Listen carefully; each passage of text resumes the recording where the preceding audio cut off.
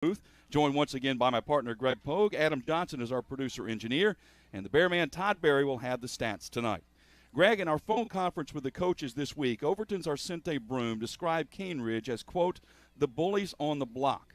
That was meant as a sign of respect because the Ravens are in the driver's seat for the region title. Well, Caneridge has been the bell cow for Metro High School football for several years now, having made the playoffs 10 straight years, state champion runner-up in 2017, and Caneridge continues to stand annually among the elite programs, public or private, in the mid-state. Well, Overton's in the midst of a fine season as well, bouncing back after a season-opening loss to run off 5 straight wins, including a huge region victory last week over McGavock. Well, former Stratford High TSU running back Arcente Broom, the head coach at McGavock, knows how to navigate Metro Prep football. Previous head coaching stints at Maplewood and McGavock, now at Overton, and this tradition-rich Bobcats program.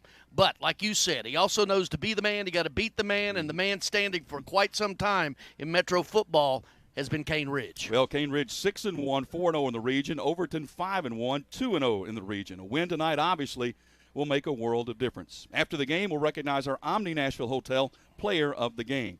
Coming up next, Greg Pogue had a chance to visit with our head coaches this week. We'll hear from them right after this on the Mid-State Checkdown High School Football Game of the Week here on WNSR Nashville Sports Radio. It's a Bill King Show.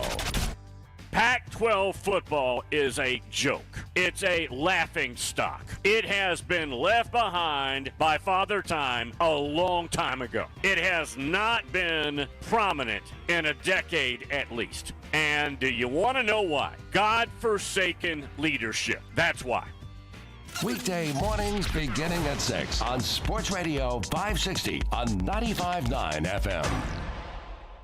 The Omni Nashville Hotel, located 5th Avenue downtown, and proud sponsor of the Mid-State Checkdown High School Football Game of the Week, is Nashville's premier destination for the highest quality accommodations. Start your day with a cup of Bongo Java and the Biscuit Bar at Kitchen Notes. Indulge your taste with the best beef in Music City at Bob's Steak and Chop House. And wrap yourself in luxury at Macara Day Spa before enjoying a nightcap at Bar Lines. And when it comes time to host those holiday partings and gatherings of family, let the Omni Nashville Hotel take all the worry off your plate. Proud sponsor of the Mid-State Checkdown High School Football Game of the Week and located in the heart of Music City, the Omni Nashville Hotel is your only choice. The Omni Nashville Hotel, 5th Avenue, downtown.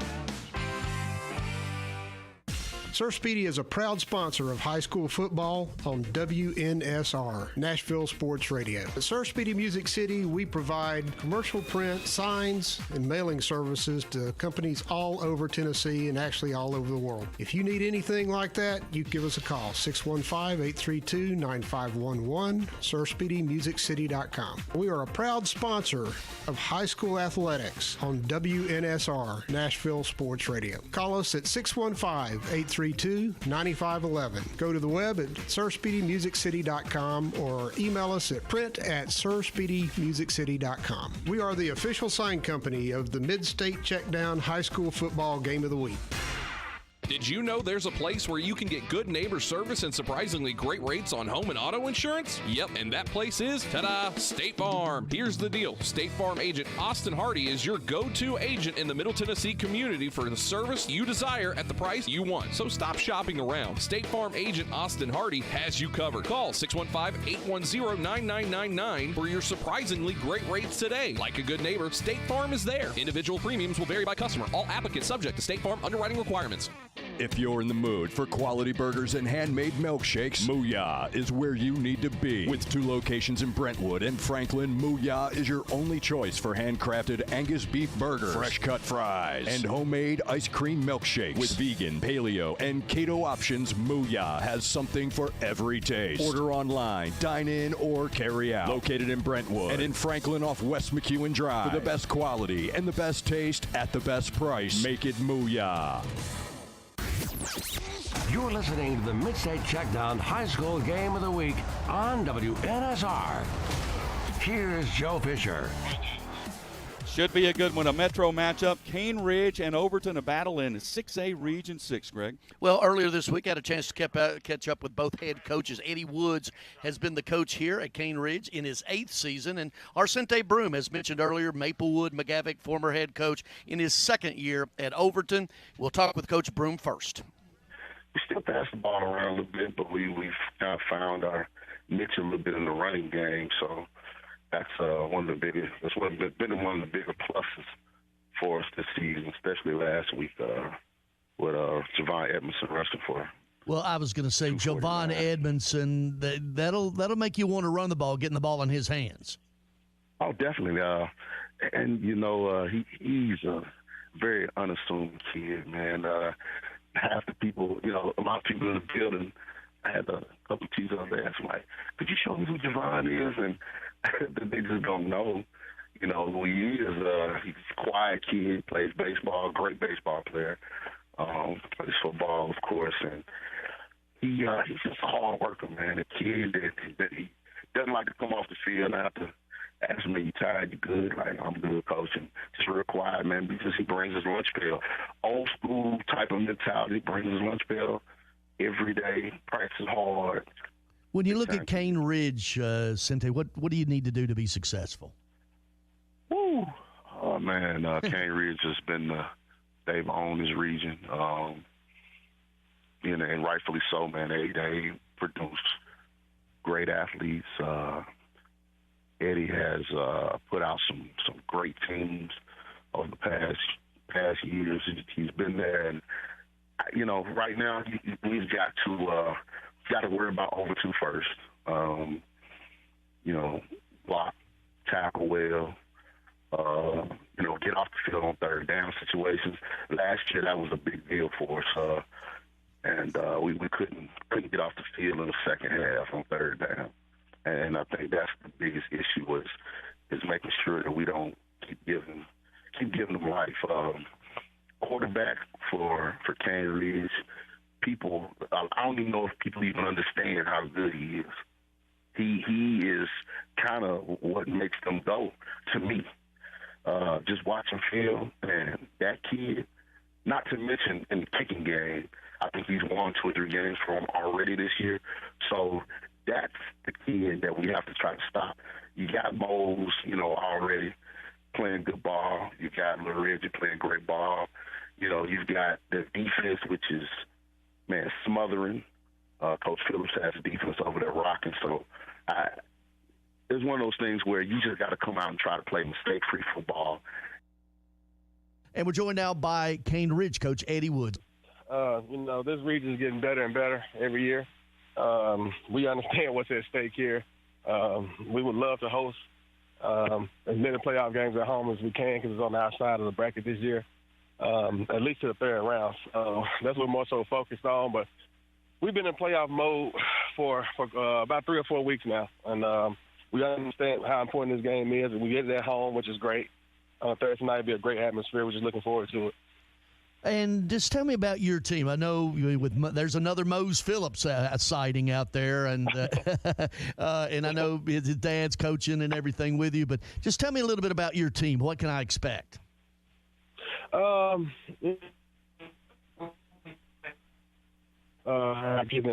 Get back to playing good fundamental football, good sound special teams, and being able to run the ball on offense. So when this ground starts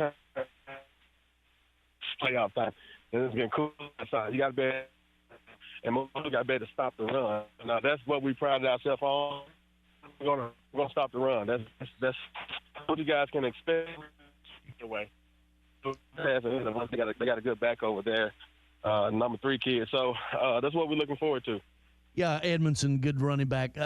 Caneridge, the way you broke this program now, the expectation is every year that you're going to be one of the best teams in the state, regardless of classification, and you play that kind of schedule. Why has Caneridge grown to where it is like this, that it is considered one of the premier high school football programs in the state? Well, you want to go – we set our standards pretty high over here. If you don't set standards high, then, you're not going to be successful in my opinion. When I first got here, I did a lot of research. I knew the Oaklands of the world. I knew Whitehaven because I'm from Memphis originally. Ravenwood, the whole East County region, you know. So we just want to make sure everything that we did, even in scheduling, we want to set ourselves up to be able to be successful against good, sound, fundamental, tough teams. And, you know, when I first got here, I drove up to Oakland, and I found Coach Chris and said, hey, we're going to scrimmage you every year because it's going to test our key reading on defense. You guys are going to be physical. He does an excellent job at what he does and how to call it. So everything was all calculated, you know. We wanted to make sure that we scrimmage good teams. We want to make sure we play good teams during the regular season so we get in the playoffs won't be foreign to us. With 13 locations nationally, including Smyrna, Star Leasing Company is a semi-trailer one-stop shop and the perfect place to build a career as a semi-trailer mechanic. Seeking candidates with all levels of experience, Star Leasing Company has a semi-trailer technician trainee program with sign-on and quarterly bonuses and other opportunities such as $1,000 for having a yearly physical. The package also includes 401k with company match, health, dental, and vision insurance, competitive pay with weekly paychecks, and paid holidays and time off. Star Leasing Company, not your typical semi-trailer leasing company. Visit starleasing.com to learn more.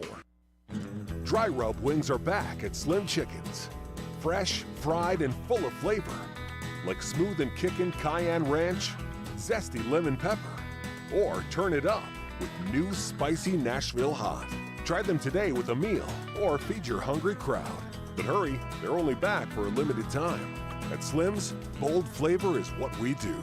Download the Slim Chickens app to order and earn rewards. Located at 2705 Nolensville Pike, Southern Trophy has been serving Nashville and Middle Tennessee for over 62 years. Southern Trophy offers a wide array of services like custom designed awards, cast bronze plaques, etched crystal awards, laser engraved corporate gifts, promotional items, merch, embroidery, screen printing, signage, and banners. Browse their entire collection online at southerntrophy.com or on Facebook at Southern Trophy. Feel free to give them a call at 615-256-7295. That's 615-256-7295. Southern Trophy. They do their best to help you recognize your best. Your Atlanta Braves are National League East champions. In the air to right field, Ronald Acuna back. Ronald is under it. The Braves have won it again. For the 5th year in a row, the Braves are champions of the National League East. For the 5th straight season, the Braves are kings of the East, and we're ready to bring you every single moment of the NLDS and the entire 2022 Braves playoff run, all live on the Atlanta Braves Radio Network. The Omni Nashville Hotel, located 5th Avenue downtown, and proud sponsor of the Mid-State Checkdown High School Football Game of the Week, is Nashville's premier destination for the highest quality accommodations. Start your day with a cup of Bongo Java and the Biscuit Bar at Kitchen Notes. Indulge your taste with the best beef in Music City at Bob's Steak and Chop House. And wrap yourself in luxury at Macara Day Spa before enjoying a nightcap at Bar Lines. And when it comes time to host those holiday partings and gatherings of family, let the Omni Nashville Hotel take all the worry off your plate. Proud sponsor of the Mid-State Checkdown High School Football Game of the Week, and located in the heart of Music City, the Omni Nashville Hotel is your only choice. The Omni Nashville Hotel, 5th Avenue, downtown. It's the Mid-State Checkdown High School Football Game of the Week. Joe Fisher with play-by-play and Greg Vogue color analysis. Now to the field for your first half coverage. Here's Joe Fisher. From Caneridge Stadium, Caneridge, the Ravens 6-1, 4-0 in Class 6A Region 6, opened the season with wins over Pearl-Cohn, Antioch, and McGavock. Their only loss, a non-region battle to Father Ryan, then came back with wins over Laverne and 2 impressive wins back-to-back at CPA and at Smyrna. In fact, Caneridge is 5-0 on the road this season. Overton 5-1. They lost their opener to Centennial, came back and rattled off wins over Stratford, Dixon County, Maplewood, Clarksville Northwest, and the big region win last week over McGavock. And Greg, in those 5 games, in those 5 wins, Overton outscored their opponents 203-35. Certainly hitting the stride offensively these teams have been pointing to this game before the season started as possibly for the region championship. The win at previously unbeaten Smyrna by Caneridge last week was huge. Still to come on Overton's schedule is Smyrna. You got McGavick in the mix as well in this region, and Caneridge coming off that week where they went to Smyrna and then the win over McGavick for Overton. So sets up nicely, 2 undefeated region teams. This is, in a lot of ways, for the region championship.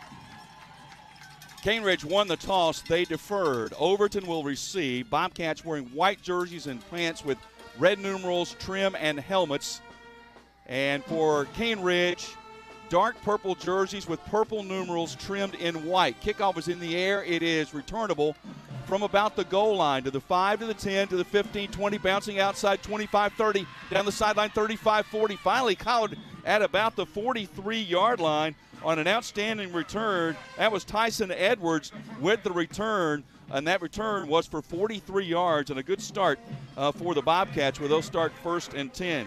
The quarterback is Ryder Hagan. He's a senior, 6'1", 195, commitment to Tennessee State.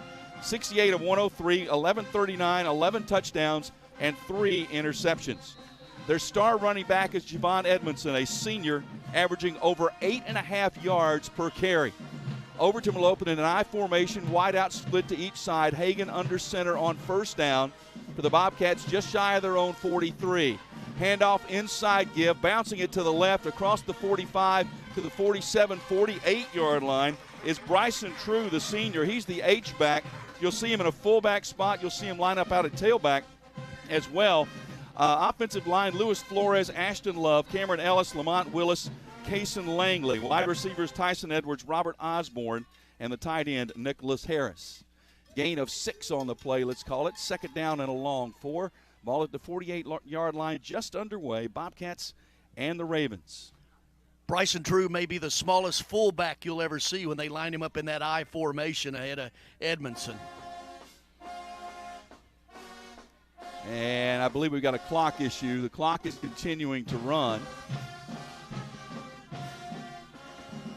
We're talking a little bit about the Overton Bobcats, and you mentioned it with Caneridge, calling them the bullies on the block, did Arcente Broom, the head coach there. And, yeah, these are the team. But both of these teams last year, disappointing into the season. Overton 6-4, lost to Beach in the first round, and Caneridge 7-3, knocked off by Clarksville in the very first round, and a bit of an upset as well. So a sour taste for both of these teams coming into this season. And both of them have held true to getting to this point. A lot of people, when they saw this game on this region schedule, thought this very well could be the post de facto region championship game. Well, our referee making his way, talking to both sidelines, Jeff Clark. There's obviously a clock issue. It's continuing to run, 10:40 on the clock, so probably the announcement being made to both coaches that they'll keep the time on the field. We have an official now who's making their way up to the press box here. Greg, it's about the 3rd time this year we've had that kind of issue where they have to bring one of the officials up to sort of keep the official time. Little early for the running clock. Yeah, it you is. know, it's we'll be home early. Yeah. But you're just talking about Overton in this tradition-rich program. In 1981, the Class 3A state championship under legendary Nick Koutras. Of course, the stadium at Overton is named after him. Later revived the Cumberland University football program. Been to the playoffs 25 years, dating back to 1972, but last year returning after a 4-year absence. They've got the clock reset to 11:45 and running again. 2nd down, and let's call it 5. Handoff, tailback Edmondson powers up the middle across midfield. He's going to be 1.5 yards shy of the 1st down for the Bobcats. Edmondson on the season, 76 carries, 660 yards, and 12 touchdowns. Yeah, Coach Broom calls him a monster. In a good way. 5'11", 200, runs hard. And chances are you'll see him here again on 3rd down and a long 1. Ball just across midfield. I formation. They'll hand it to Edmondson. He'll try the right side. Quarterback stumbled when he made the handoff, and Edmondson, by his sheer strength alone, is going to get the 1st down over the right side. Yeah, got hit twice in the backfield. Turned it up, cut it up, fell forward for the 1st down. Caneridge base a 3-4, but Coach Eddie Wood's defense will slide into that 4-2-5 like everybody's running these days with the spread offenses. Thing is, Sente Broom's base offense is a spread, but more than ever in a power I this season. First down for Overton. Ball at the 47-yard line of the Ravens. Just over a minute gone. Handoff. This time Edmondson tries the left side. He's going to be wrapped up inside the 45 to about the 42-yard line. Defensively for Caneridge, Molden and Adafolk, the defensive tackles. 4 linebackers in their starting scheme: Jalen Johnson, Trey Howard, Nicholas Kellum, Jeremiah Brown. Corners: Jaden Mosby, Byron Davis. And the 3 backs, the safeties, Fletcher and Mose Phillips III. The nickel back is Malik Booz. Handoff and a short gain will set up a 3rd down now for the Bobcats.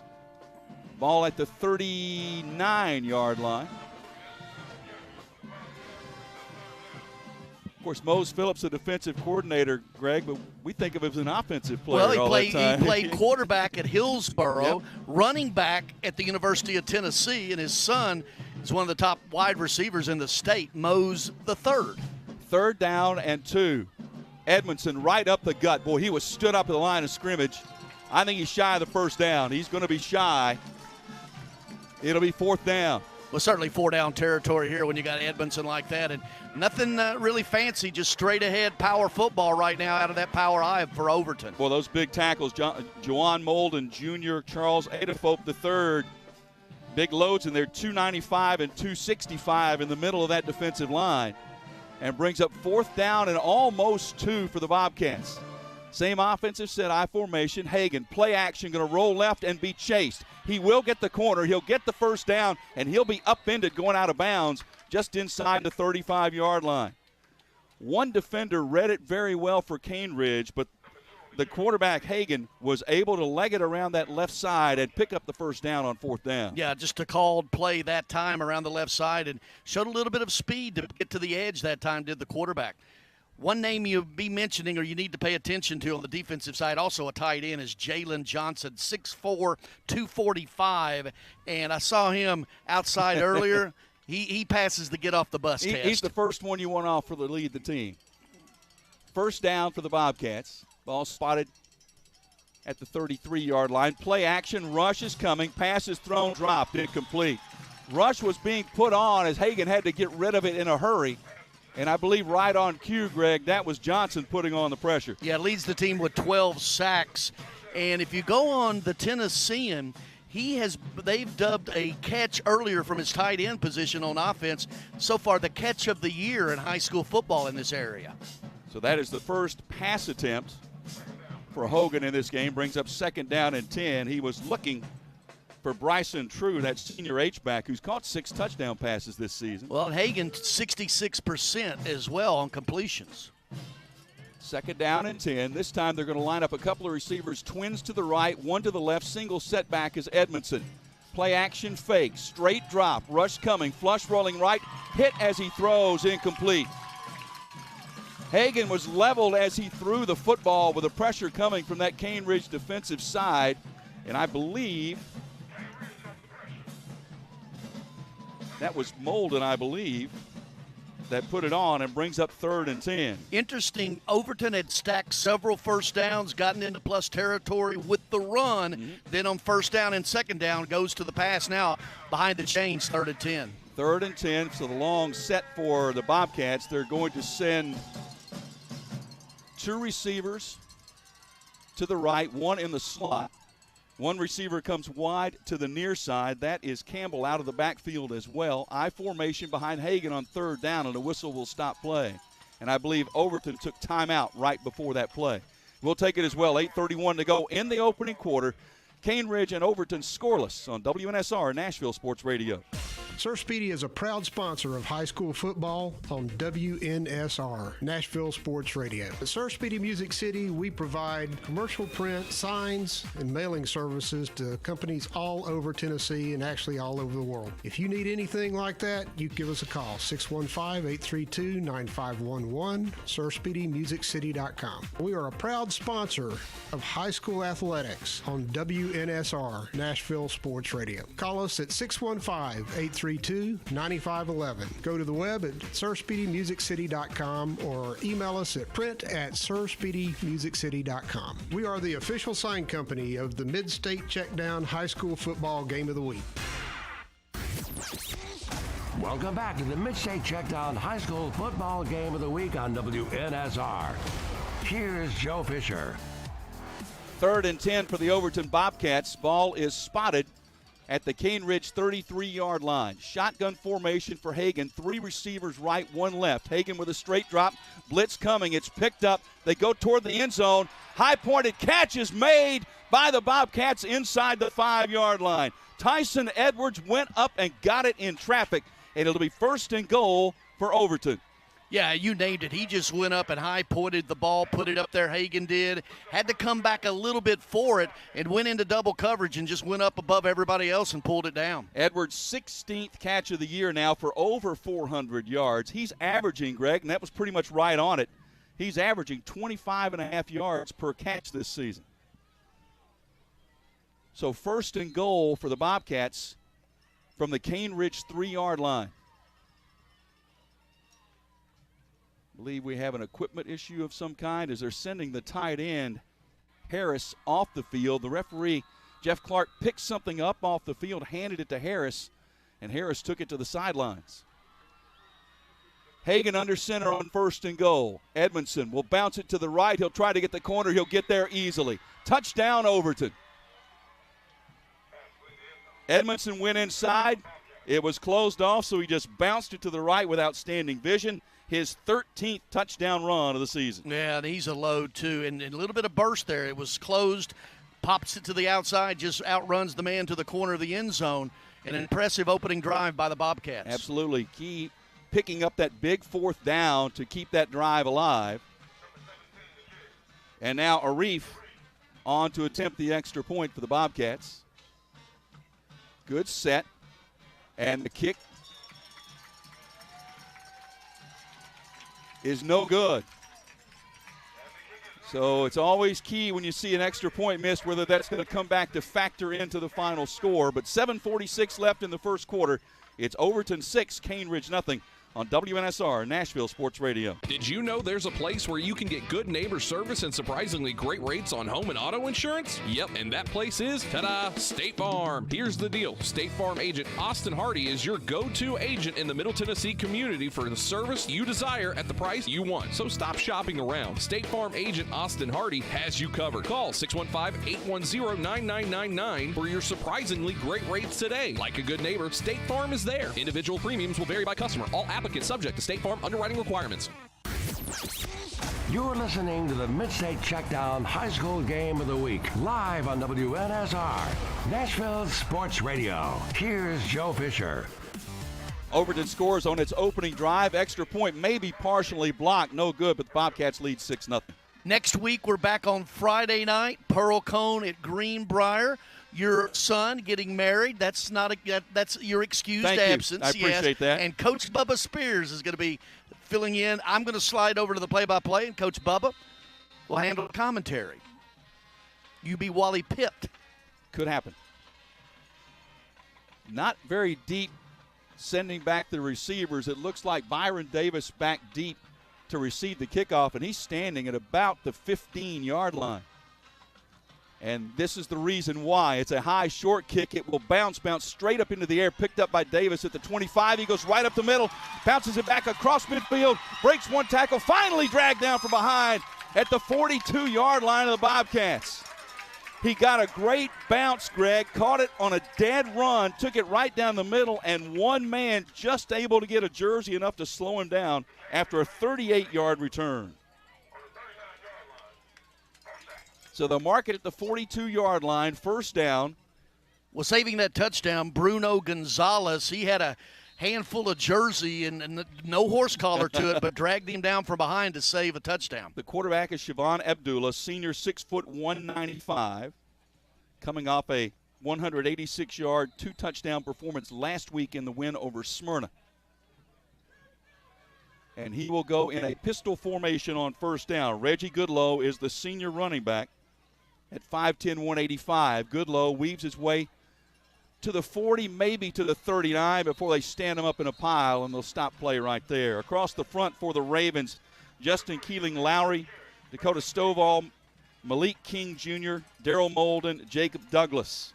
Wideouts, Jadell Sane, Brian Davis, and Mose Phillips III, and Jalen Johnson in the H-back position.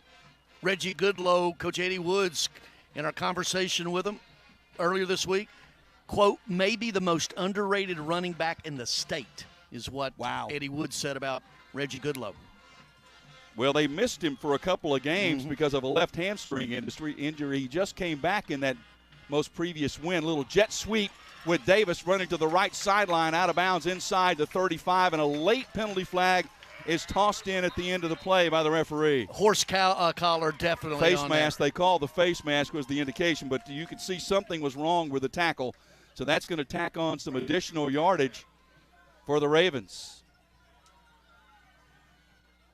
Well, the Ravens have taken the nickname to heart. They have gone with the purple, the dark, very reminiscent of the Baltimore Ravens.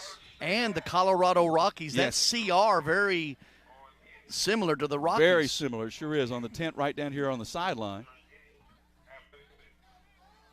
First down with the penalty walked off to about the 21-yard line. And now whistling a timeout. They're going to reset the play clock here with 6:35 to go in this first quarter. I believe the clock is running as well. Caneridge offense, just the variations. 50-50 pass run ratio is what could be expected. Shotgun formation, empty backfield. They load up 5 wide, 3 to the right, 2 to the left. Now they'll bring one man in motion right to left and hand him the ball, then to a reverse pitch. And looking to throw. Over the middle, has a man wide open, touchdown. Byron Davis in the end zone. They ran the double reverse pass, and Davis got behind the defense and cashed it in for the score. And doing the passing, Mose Phillips III, of course, one of the top wide receivers in the state, but put it right on the money. Little trickeration here early. Yep, and right off the bat, now the opportunity with the extra point to come to give the Ravens the lead. And Abdullah, the quarterback, is also the place kicker, and his kick is a line drive, and it is good. So a quick answer by the Ravens. 6:19 left to go in the opening quarter. New score, Caneridge 7, Overton 6 on WNSR Nashville Sports Radio.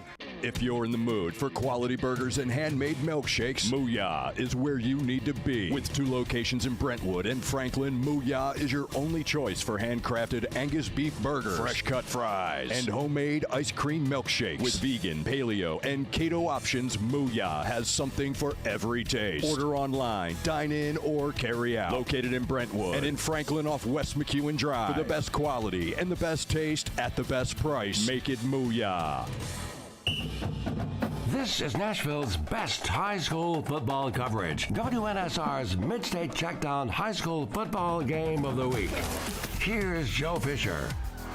Each team with 1 offensive possession, each team with a touchdown. The difference, Caneridge cashed in the extra point, so the Ravens lead Overton 7-6.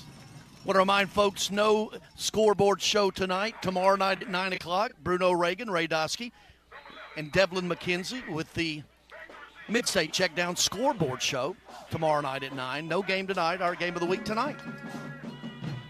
A couple of Thursday nights in a row for us. Kickoff is in the air, and it will be fielded on the near side at about the 6-yard line to the 10, to the 15, trying to run right to the 20, to the 25. That's Campbell across the 25, down to the 27, or out to the 27-yard line. Caneridge on the sideline saying they had the football and a fumble, but the officials do not agree. The return total of 21 yards. Yeah, Campbell is a threat on the return game. He has a kick return and a punt return, both for a touchdown. Yeah, by his punt returns, he's averaging, almost 30 yards per return, given the one that he took back for a score. First down for the Bobcats from their 27-yard line. On their opening drive, they converted a key 4th down to keep that drive alive. Shotgun formation. Two receivers to the left and one to the right. On first down. Pistol formation this time as they hand it off, and Edmondson breaks the tackle, breaks away across the 35 to the 40, spins to the near the 45-yard line. He was hit, Greg, at the line of scrimmage, and just sheer strength pushed that all the way out for a gain of 17. Caneridge comes with the zone blitz that time, and once he got to that second level, he was just those cornerbacks and safeties back there. Oh, man, here's a load coming. Don't want that coming, that's for sure. Gain all the way out to the 44-yard line. Second down. It's first down, isn't it? Should be first down. 1st and 10. They finally got it changed. Shotgun formation, empty backfield. They're going to swing a pass to Edmondson. Try to run left. Gets close to midfield. Still on his feet. Boy, he is difficult to bring down. Finally forced out of bounds by 4 or 5 of the Caneridge defenders. Leading the way over there to force him out of bounds was Kellum, but that's going to be another Bobcats first down. And Edmondson is a threat out of the backfield. That is his 14th catch of the season, right around 290 yards out of the backfield catching the football. Well, we have already seen the first man does not usually bring him down. He is able to, with great strength, break those tackles, getting a lot of carries here in this opening quarter. 7-6 Caneridge with the lead. Bobcats' second offensive possession. They'll hand it to Edmondson. Right up the middle, pushes it inside the 45 to about the 44-yard line. Kellum again there, the inside linebacker to lead the defensive play for the Ravens. Short gain of a couple of yards. You know, when we were talking about the offense of the Bobcats with Arcente Broom, of course, the former Stratford standout for Coach Bubba Spears. We'll tell a little story about those two those state national semifinal teams that lost back-to-back years in the pit to Lincoln County. That's right. Louis Thompson back in the day. That was enough for the first down for the Bobcats. First down from the Caneridge 44-yard line. Man in motion toward the formation is true. Play action fake. Rush coming. Sack coming.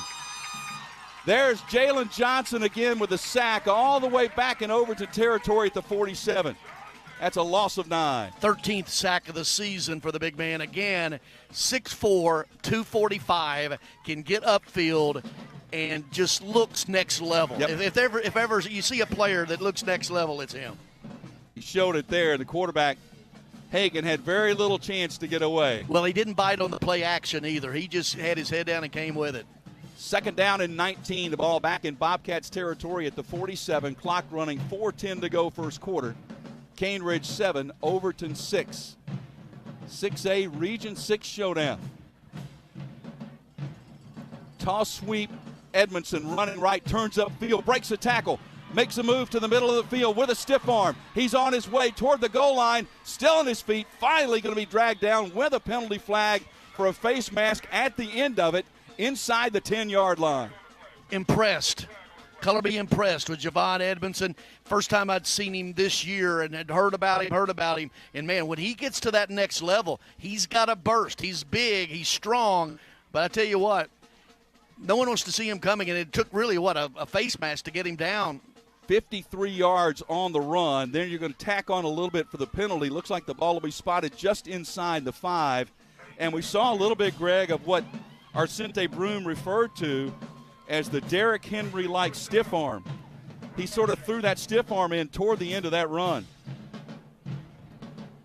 So first and goal, officially the ball at the 4-yard line. Vincente, the former running back, said, now, he's not Derrick Henry, but. I formation. Handoff, tailback pushing right up the middle toward the goal line, waiting for the signal, yet to see one. He did not get in. That was Malik Campbell with the carry, giving Edmondson a little bit of a breather. Not unusual for those two to be in the game at the same time. Campbell stays in at tailback. Second down, he'll get the handoff again. They'll push it right up the middle, and this time did he get across the goal line? Waiting for a signal. Still no signal. Looks like they're still short. So third down. And taking a minute to unpile all those big bodies in the middle. How about your play-action bootleg quarterback around the left side? I'll go ahead and become Tony Romo again. Okay, here. There you go. Adafope with the tackle in the middle. 3rd down and goal from the 2. 2 for 3 on 3rd down so far in this game. Handoff, it's going to be Edmondson. They'll let him roll over right tackle, and he's into the end zone, but there's a penalty flag down. So hold the phone. And it looks like with the discussion, this is going to be against the Bobcats. Yeah, illegal procedure is called on the Bobcats. So that's going to walk them back 5 and bring up a little more challenging 3rd down now as they walk it back to about the 7-yard line. I'm still holding true to my prediction of the play action in the quarterback boot. You still like it here on 3rd and goal? I like it, yes. Because they're going to pinch for Goodlow. You know that. Play clock is at 18 as they break the huddle to the Bobcats. Again, 2 for 3 on their 3rd down conversions so far. Wide out split to each side. Edmondson is the lone tailback. Well, there's an offset eye running to his left. They're going to toss it to Edmondson. Let him run left and see if he can power his way to the goal line. The answer is no. He's going to come up about a yard shy. So now decision time here for Arcente Broome and the Bobcats. Will they go for it on 4th and goal? And I got to believe they will. Yeah, this early in the game, certainly if you don't make it, make the team drive, the length of the field. So, yeah, I think you punch it in. And you got a running back like Edmondson. But down there a minute ago, didn't punch it in on 3 attempts. Edmondson already with 10 carries here in this opening quarter. I formation on 4th and goal. Edmondson running left. He's hit behind the line, but breaks the tackle and strolls into the end zone. He was hit behind the line of scrimmage, and you thought they might have a chance to keep him out with the contact that was made there. That was Trey Howard that got back into the backfield, but Edmondson just powered through it and put it into the end zone. Yeah, he jumped through the tight end, the block of the tight end, and hit him in the backfield, and Edmondson just powered his way through it. Boy, Edmondson, 11 carries, 96 yards, 2 touchdowns. We've still got 92 seconds left in the opening quarter. Of course, last week against McGavock, Edmondson, 27 carries, 244 yards. So they'll go for 2 with the Bobcats here. The lineup in an I formation with both Campbell and Edmondson in the backfield, and the whistle's going to stop play. Is this going to be another procedure penalty on the – it's a delay of game, in fact, on the Bobcats. Well, that's a tough call right there because you know you're going for 2 already, right? You already should know that before the touchdown is scored. Mm-hmm. And then you're basically in the power eye that you've been in the entire game. So back it up 5. Well, let's see if this changes what they might have been more inclined to do, which would have been to try to ride number 3 into the end zone. But let's see now backed up to about the 8-yard line. They'll run that I formation once again. Play action, fake, deep drop. Pass into the end zone, incomplete. He was looking for, I believe, his tight end, Harris, and the pass was overthrown. So the second point after of the night for Overton fails. But with 1:32 left in the quarter, the Bobcats back in front. It's 12-7 on WNSR Nashville Sports Radio. With 13 locations nationally, including Smyrna, Star Leasing Company is a semi-trailer one-stop shop and the perfect place to build a career as a semi-trailer mechanic. Seeking candidates with all levels of experience, Star Leasing Company has a semi-trailer technician trainee program with sign-on and quarterly bonuses and other opportunities such as $1,000 for having a yearly physical. Package also includes 401k with company match, health, dental, and vision insurance, competitive pay with weekly paychecks, and paid holidays and time off. Star Leasing Company, not your typical semi-trailer leasing company. It's starleasing.com to learn more. You're listening to the Mid-State Checkdown High School Game of the Week on WNSR. Here's Joe Fisher. 12-7 Overton leads, 1:32 left to go in the opening quarter. Saturday morning, the longest-running high school prep football show in the marketplace, Prep Football Talk. Coach Bubba Spears will be joining me next week at Greenbrier, Pearl-Cone on a Friday night. Saturday morning at 8 with Craig Ladd. Father Ryan quarterback JoJo Crump and Father Ryan Brian Rector will join us. He was our Mid-State Player of the Week. He had over 400 yards of total offense and a 1-point loss at Knoxville Catholic. Reef's kickoff is short, angling to the far side. They kicked it away from Davis, this time trying to run right, and good pursuit by Overton, making the tackle defensively after a very short return. That was Braden True, the freshman, that got down there to make the tackle, but there is a penalty flag down. And that usually means a block in the back, and that's what we get. So that's going to be a penalty added on for the Ravens to back up. You know, both these teams, Greg, have threats in the return game. And we've already seen a little bit of it from both of them so far. Yeah, certainly Malik Campbell for Overton, a threat. We've already talked about that with a touchdown and kick and punt return so far. So with the penalty, they'll walk it back inside the 20-yard line to about the 18, first down for the Ravens. Abdullah, the quarterback, in the shotgun. Gives, tailback, tries to bounce to the right, then he's turned back in. Very few places for him to go, but Goodlow found a way to scramble out of 2 or 3 would-be tacklers and actually get some positive yardage out of it. Well, Overton has dual defensive tackles up front. William West, they call him Little Bill, which for no particular reason because he's mammoth, and Milson Carrasco, they call him LeBron James. And they are book-in defensive tackles that are a load. Gain of 3 on that play, second down and 7.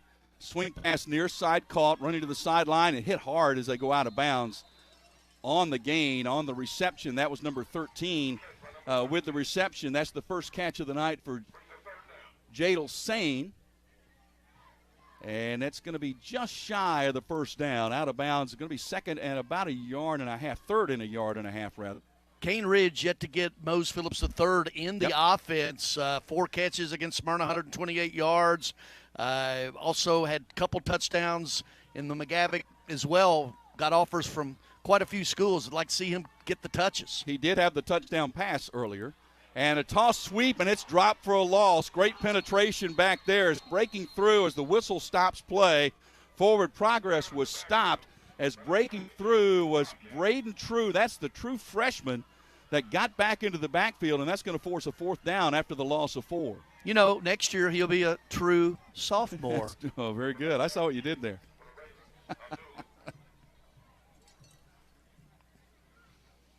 But you got into that true freshman. Yes. I've gotten away for high school. They're all freshmen, right? Yep.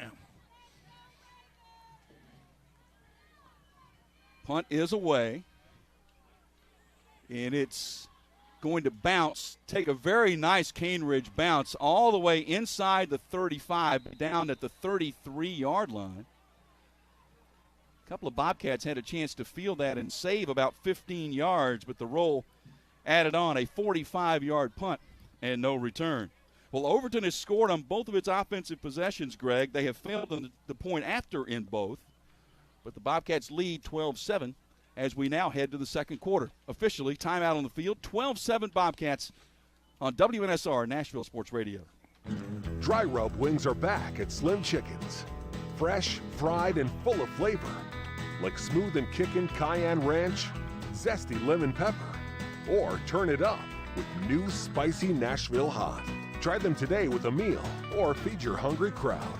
But hurry, they're only back for a limited time. At Slim's, bold flavor is what we do. Download the Slim Chickens app to order and earn rewards. Located at 2705 Nolensville Pike, Southern Trophy has been serving Nashville and Middle Tennessee for over 62 years. Southern Trophy offers a wide array of services like custom designed awards, cast bronze plaques, etched crystal awards, laser engraved corporate gifts, promotional items, merch, embroidery, screen printing, signage, and banners. Browse their entire collection online at southerntrophy.com or on Facebook at Southern Trophy. Feel free to give them a call at 615-256-7295.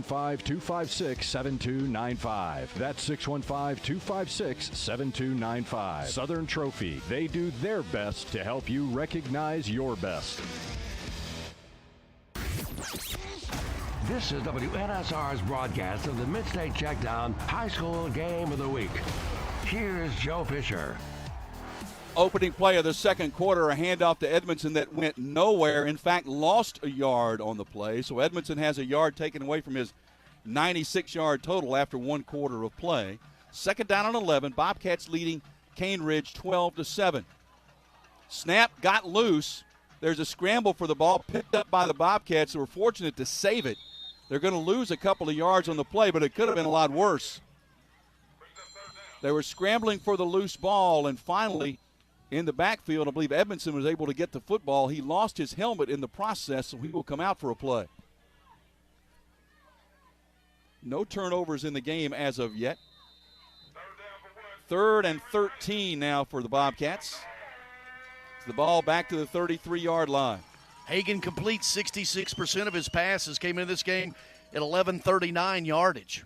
Well, the ball is actually sitting at about the 30-yard line. So 3rd down and 13. 3 receivers split to the right, 1 to the left, shotgun formation for Hagan. Hagan to throw. Eases right, throws back across his body and got it completed to True inside the 50, still on his feet to the 40. Dragged down at the 38-yard line. The reception by Bryson True. Tough throw by Hagan. He was rolling right and then threw back across his body over the middle and found True for the big first down. Now, Bryson is a true senior, and yards after the catch for him, pretty impressive that time. Almost got horse-collared again. 32 yards on the completion. And in Caneridge territory, first down, ball spotted at the Ravens' 38-yard line. Shotgun formation for Hagan. Hands off, Campbell bounces left with room, running down the left side, and he's dragged down inside the 15-yard line. Well, I thought, Greg, talking to the coaches this week, Arcente Broom talked about Campbell is not like a number 2 back. He is a number 1 back as well. Well, and they move him from wide receiver. They'll have him on the same time the field with Edwards and with Edmondson as well. So certainly versatile. 23 yards on the carry. He'll get another chance. This time he's going to be hitting the backfield, pushes forward maybe a yard or so. And that'll bring up 2nd down. Yeah, Campbell came into this game with over 400 rushing yards, 7.4 yards per carry, 4 touchdowns as well. That doesn't sound like a number 2 back. No, Mulder, the big defensive tackle, made the stop after the 1-yard gain. 2nd down and 9. 3 receivers split left. Shotgun formation, Campbell standing to the right. They're going to throw to the right, pass is incomplete. Looking for True, who wanted a penalty. There was no flag for interference on the coverage. A lot of contact there. That could have easily been defensive holding on that little pattern across the middle. I think Jathan McJunkin was the man in coverage. There was no flag, so now 3rd down and 9. Probably the best, no call. There was contact there. I don't think it impeded the ability of the receiver to catch. 9:26 to go in this first half. 3rd and 9. Handoff up the middle. Big hit on Campbell just as he got across the line of scrimmage. That's going to bring up 4th down and long. Well, that was a solid hit that stood him up right in the middle of that pack. And that brings up 4th down and another penalty flag down? No, they're going for it. Or they are going to go for it here on 4th and 9.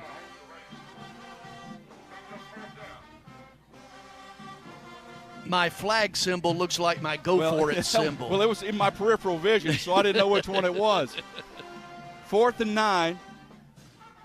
3 wide outs to the right side. Campbell stays in at tailback. Hagan in the shotgun.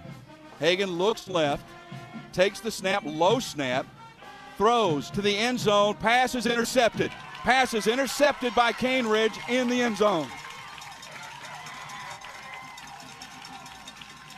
Trying to catch the number as it comes out of there with those purple on purple. The interception was made in the end zone to stop the drive. That same crossing pattern they run just a few moments ago with that contact, and the defender jumps the route and pulls it in. And it was Jaden Mosby, the cornerback, who came up with the interception to stop the drive. So now the Ravens will start 1st down from their 20-yard line. First turnover of the night. So they'll spot the ball at the 20. Caneridge moving right to left. Again, wearing purple jerseys and pants with purple numerals and white trim. So a little bit of a challenge from up here. Handoff tailback. Goodlow's going to get maybe out close to the 25-yard line. First turnover of the game, though, comes up big. It would have been a two-score game for Overton if they would have capitalized by a touchdown on all three of their opening possessions. But a huge turn there to keep Caneridge within distance here early. Overton, though, offensively is moving the ball at will. Yeah, Caneridge, not a lot of offensive yardage except for the one touchdown pass that was thrown by Mose Phillips earlier. Abdullah out of the gun, throws to the right side, eluding one defender, eluding a couple, and getting the first down. Well, that was some nifty moves in traffic out there by the wide receiver to make that catch. And that was Davis. Made the catch, made the first couple of men miss, and ended up moving the chains with the ball spotted at the 32-yard line. Talking with the Coach Eddie Woods about his quarterback, Siobhan Abdullah, said he's really matured, but he's still a work in progress. Abdullah 2 for 2 passing for 15 yards.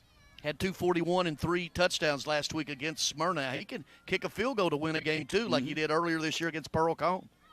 1st and 10. Abdullah hands off, tailback, big hole over the right side, breaking down the sideline, close to midfield, and another Caneridge first down on the carry by Goodlow. Showed some nice acceleration, some burst coming out of there. Gain of 20 yards on the play. And certainly the defensive stand, and now Caneridge offensively out to midfield. Momentum shifts. 7:10 to go in this first half. Overton 12, Caneridge 7. Ravens driving. They're sitting right at midfield.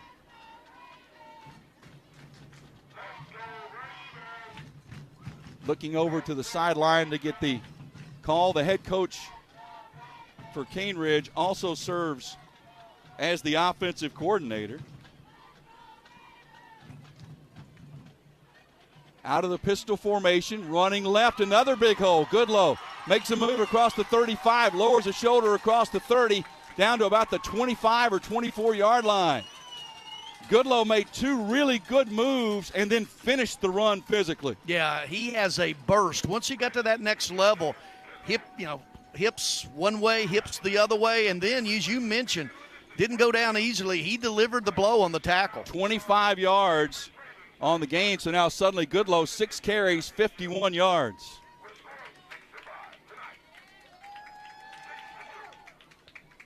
Shotgun formation on first down. Clock running. We're just about midway through the second quarter.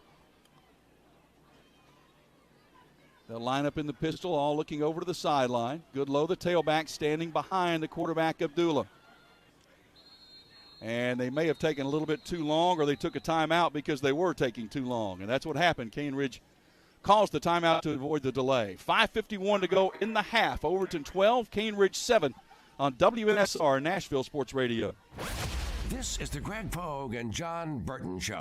Welcome, Angie McCartney. When he'd come home, Jim would say to him, "How are your bowels, son? Are you eating properly?" "Oh, Dad, I'm a beetle. You don't ask me about my bowels."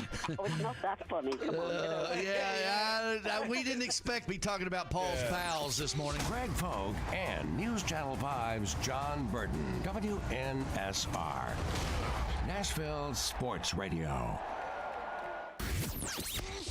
Welcome back to the Midstate Checkdown High School Football Game of the Week on WNSR.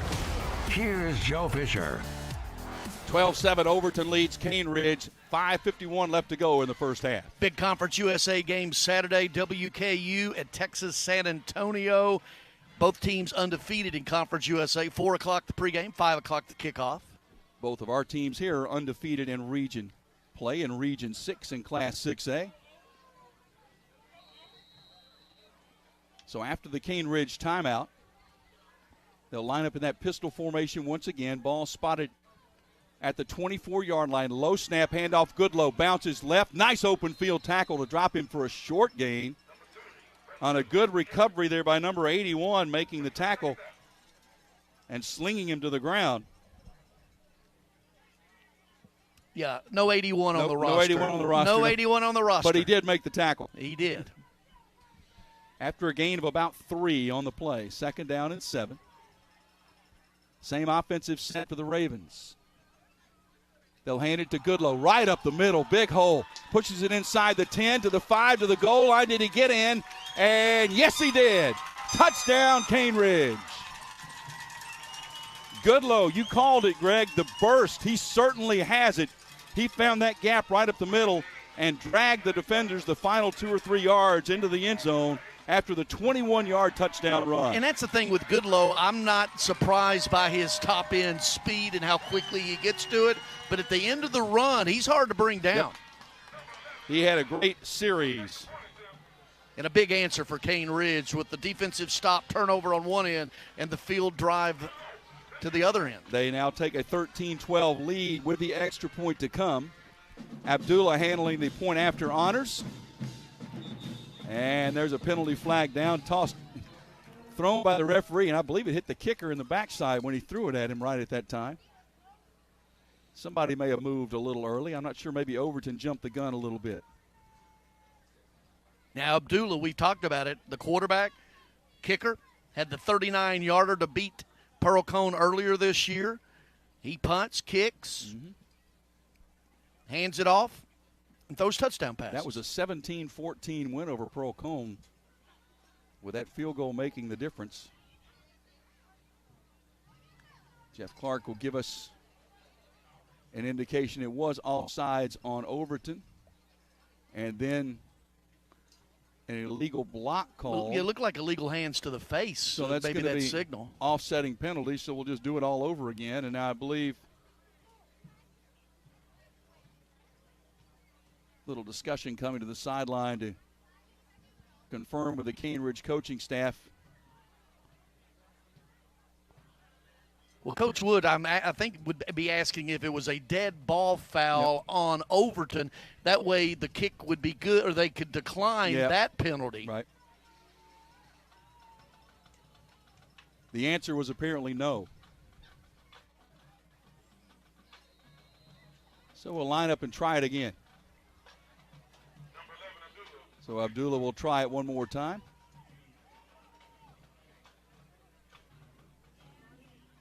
Waiting for the snap here. High snap, gets it down. Abdullah's kick is up, and the kick is good. So 5:13 to go in the half, and Caneridge, the home team, has surged back in front. It's 14-12 Ravens on WNSR Nashville Sports Radio.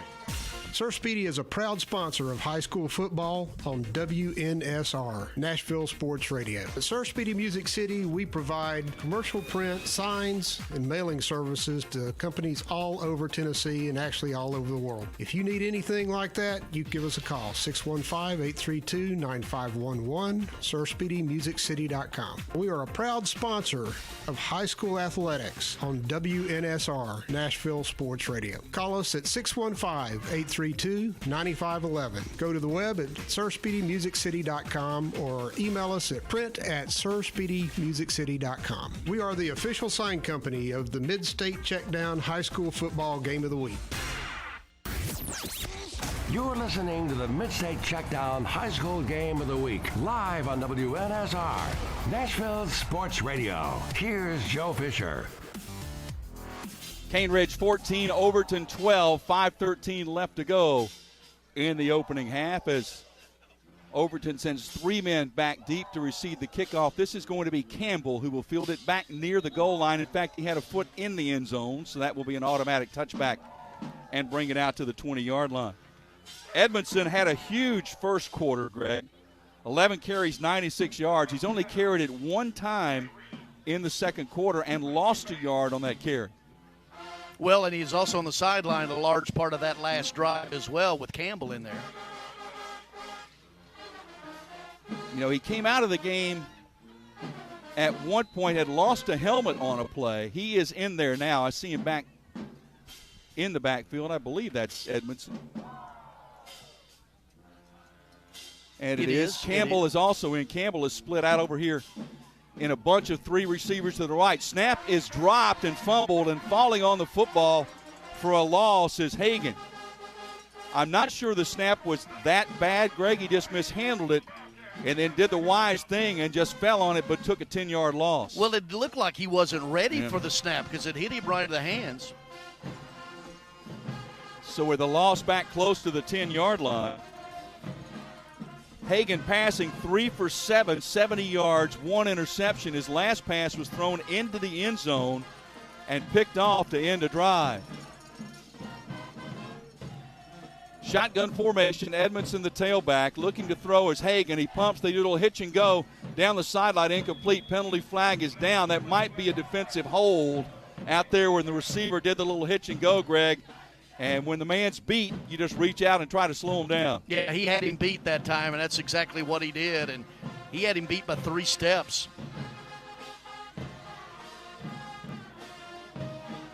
So pass interference is the call. So that will prompt the penalty, but more importantly, an automatic first down. They got to go back and officially walk this off 15 yards as one of the officials takes the football back to the 10-yard line, and now he'll officially walk off the 15, spot the football, and then indicate the first down. Yeah, got Overton out of a hole that time after the bad snap. 4:27 to go first half. Caneridge 14, Overton 12. Bobcats scored on their first 2 offensive possessions, but failed on the point after both times. Toss sweep, Edmondson running left, and he will get about 5 yards on the play. Chains were not reset. It should have been first down and 10. And now, no, that's a mistake. They're going to give them another first down here. Because they only had it 2nd and 5, Yep. but on a pass interference, that's an automatic, first first down. That's that right now it says first down. And a tackle in the backfield for loss, Caneridge. Well, that was a mistake right there because it should have been 1st and 10. They had it marked 2nd and 5. Yep. It does not, from the place of the foul on the pass interference, line of scrimmage, mark off first down. So a break, Overton. But a loss on the play there of 4 yards. So Edmondson was up to 100. Now he's back to 96 again. Second time he's been tackled for loss in this half. Hagan in the shotgun, 2 receivers split right. Looking to throw, fires over the middle, too tall for his intended receiver, was looking for True. There was contact there. Pass was well overthrown. True had no chance and then got drilled pretty well at the end of that play. Mose Phillips, the third, got in there and was able to put a little contact on just to make sure. And that brings up 3rd down and long. Got to wonder which side of the ball Mose Phillips is getting the looks at. Wide receiver, defensive back, offers from Arkansas State, Army, Austin Peay, Eastern Kentucky, Toledo, Tulane. Bobcats 3 of 6 on 3rd down. This is a 3rd and about 15. Shotgun formation, 3 receivers split left. Hagan looking left all the way. Fires pass in traffic, batted into the air twice and picked off. Caneridge with the interception, going the other way, down the far sideline and making it to the end zone for the touchdown.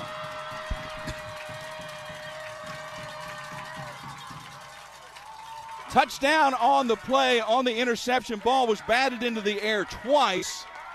Was finally hauled in by Kadarian Fletcher, the sophomore strong safety, who took it 39 yards for the score. Ill-fated pass into triple coverage, batted up, and actually it was a couple Caneridge defenders that had the opportunity to take it as it was coming down, but just a bad throw into really that 3-man cover. Triangle of defenders there. Yep, sure was.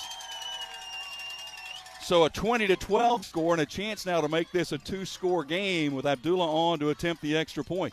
Yeah, Caneridge had dropped into that cover 3. And there's another penalty flag for another illegal procedure. We've had quite a few of those tonight, and they come right at the second the ball is snapped. Somebody's moving a little bit early. Well, counting extra point kicks and regulation plays inside the 5, we probably had, 7 or 8 penalties at least inside the 5-yard line on both teams. So this makes the point after a little bit more of a challenge now, more like a 25-yard attempt. Abdullah gets the kick up, has plenty of leg, and that kick is good.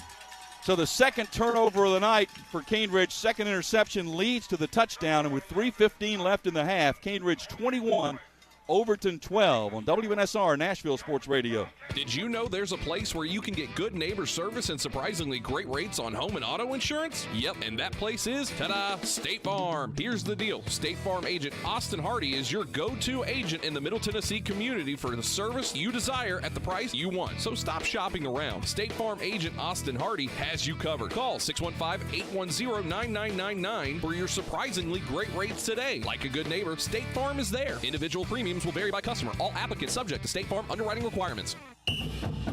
This is Nashville's best high school football coverage. WNSR's Mid-State Checkdown High School Football Game of the Week. Here's Joe Fisher. Caneridge's second interception of this first half leads to the touchdown return, 21-12 Ravens. You listen to WNSR Nashville Sports Radio on 560 AM, 95.9 FM Brentwood, 107.9 FM Smyrna, WNSR.com, the WNSR app, on Twitter at Nash Sports Radio, at Nashville Sports Radio on Facebook, YouTube. Wow. We'll come and do a show in your front yard for the right amount of money. That's right. Kick off a line drive. Fumble, but then picked up, moving to the right side of the sideline and a nice open field tackle at about the 25-yard line. As Tyson Edwards tried to catch it on the dead run, 14-yard return, it bounced off his chest, but fortunately right back to him for the Bobcats. So first down now for Overton.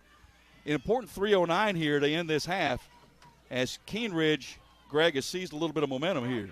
Special evening Titans, Hugo Amati and Theo Jackson, of course, who played at UT. Both of them prepped at Overton High School, and they are out tonight with T-Rack as the guest captains. They were out for the toss of the coin. First down from the 25-yard line for the Bobcats. Hagan, toss sweep. Edmondson tries to bounce it, now turns upfield. Well defended by Caneridge. He had nowhere to go.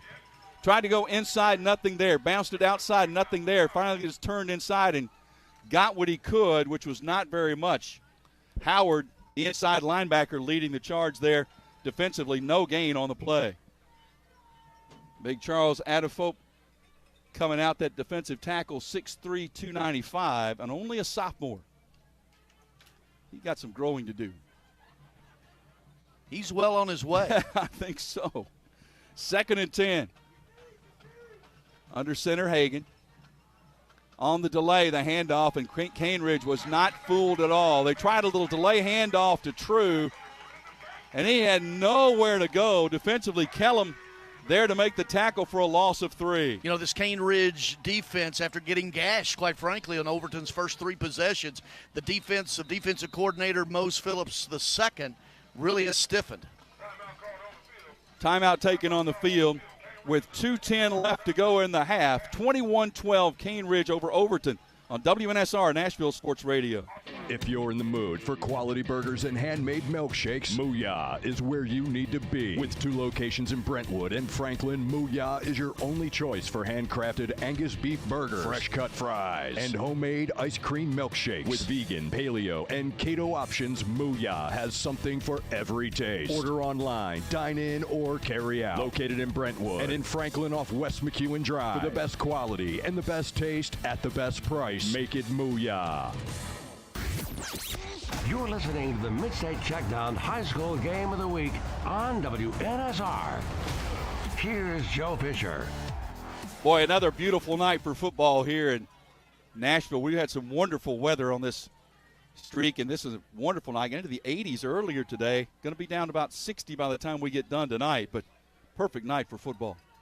21-12, Caneridge leading Overton. 2:10 left in the half. Bobcats with the football in their own territory, 3rd down and 13 from their own 23-yard line. And now the official steps in and moves it back another yard. Lost a yard without doing anything. That's right. Clock wasn't even running. Man in motion is the tight end on 3rd down. Blitz is coming. Hagan, they set up a middle screen. Right up the middle, Edmondson with room, still on his feet to midfield, dragging a defender inside the 40, finally slung down at about the 40-yard line. It was the perfect call for the blitz, Greg. Oh, yeah, they picked it up nicely. They had that screen, middle screen to Edmondson, get him in space. But Caneridge came with the zone blitz. The offensive line and the pro pass running back did a good job picking it up, and just a great call that time. 38 yards on the reception. Hagan will hand off to the tailback, who's going to push it inside the 40 to about the 38-yard line, so a gain of 2. Again, Edmondson had a huge first quarter. 11 carries, 96 yards. He has been held totally in check running the ball since then. 5 carries, 2 yards in this second quarter for Edmondson, but a couple of big receiving plays, including that last one. 2nd down and 7. Hagan dumps it near side. Big hit on Edmondson. Boy, he was stood up and drilled the minute he caught that football. That again was Howard, the linebacker, who was right there in perfect coverage for a loss all the way back to the 41. Outside of that big screen pass, though, you look at the Caneridge defense. They're really doing a nice job. Now down in distance, certainly to the defense advantage. 3rd and 11. Overton has been in 3rd and long quite a bit so far in this half. They are 4 of 8 in their 3rd down conversions. Ball is at the 41-yard line of the Ravens. Approaching 1 minute left to play. Clock should be running. It is not. On 3rd down, Hagan to throw. In traffic, overthrows his intended receiver. Was looking for the tight end Harris, and that'll bring up 4th down. Clock should have been running during that time, and it was not until just now when it was cut off after running only 5 seconds. So, interesting call here. If they're going to be going for it, I wouldn't imagine maybe a quick punt, quick kick. Yeah. That old Johnny Majors quick kick. If you don't get it here, you give Caneridge outstanding field position. 4th and 11. Hagan in the gun, 3 receivers right. They are looking to go for it, looking to throw. Fires, and the pass is caught inside the 30, and it's going to be enough, Greg, for the 1st down. What a huge play. And the receiver is down. Yeah, Bryson That's Bryson True. And laying the lumber and a clean hit across the middle was Mose Phillips, the 3rd. Well, what a gutsy call to go for it on 4th and long and then run a great route and end up getting it. Yeah, you got a minute. Caneridge with 1 timeout remaining, but still at the 41-yard line. It's an interesting call. Even with that, Caneridge does have field goal potential if you're looking at adding points late in the periods, in the halves. But, True took it hard across the midsection from Phillips. He is still down. Overton is 3 for 4 on 4th down conversions tonight. And True is one of those valuable players. Makes some catches but does a lot of things as well. I think we're going to take a timeout here while they tend to Bryson True. Timeout with 53 seconds left in the half. Caneridge 21, Overton 12 on WNSR Nashville Sports Radio. With 13 locations nationally, including Smyrna, Star Leasing Company is a semi-trailer one-stop shop and the perfect place to build a career as a semi-trailer mechanic. Seeking candidates with all levels of experience, Star Leasing Company has a semi-trailer technician trainee program with sign-on and quarterly bonuses and other opportunities such as $1,000 for having a yearly physical. The package also includes 401k with company match, health, dental, and vision insurance, competitive pay with weekly paychecks, and paid holidays and time off. Star Leasing Company, not your typical semi-trailer leasing company. Visit starleasing.com to learn more. This is WNSR's broadcast of the Mid-State Checkdown High School Game of the Week. Here's Joe Fisher. Well, the good news is Bryson True is up and he's walking off under his own power, but he took a heck of a shot from Mose Phillips there. Yeah, could have just had the breath knocked out of him as well, but man, the fact that that was a clean, as hard a hit across the middle as you'll see. So Hagan now 6 of 13 passing for 123 yards. Overton 48 seconds left in the half. 1st down for the Bobcats. Dropping back Hagan. Now he's rushed. Going to step up. Going to throw the ball toward the sideline. Lost it up and it's incomplete. Boy, the receiver, Tyson Edwards, almost went up and got another one, but could not quite hang on. It's 2nd and 10 with 39 seconds left in the half. You know, Hagan steps up in the pocket, and it had opened up. He had a running lane there, tried to force it a little bit down the field, but he had a running lane if he wanted to tuck it and run. And Bobcats have timeouts remaining with 39 seconds left. 2nd down and 10. So Campbell and Edmondson are both in the game. Edmondson in the shotgun, standing off the right shoulder of the quarterback, Hagan. Hagan to throw. Fires. Ball is separated from the receiver, incomplete. Boy, another big hit. Mose Phillips III again. That time it was Edwards that took the brunt of that blow. These crossing patterns. Uh-huh.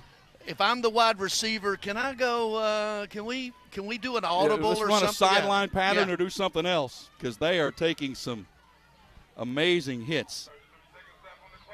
So Overton 4 for 9 on 3rd down. 33 seconds left in the half.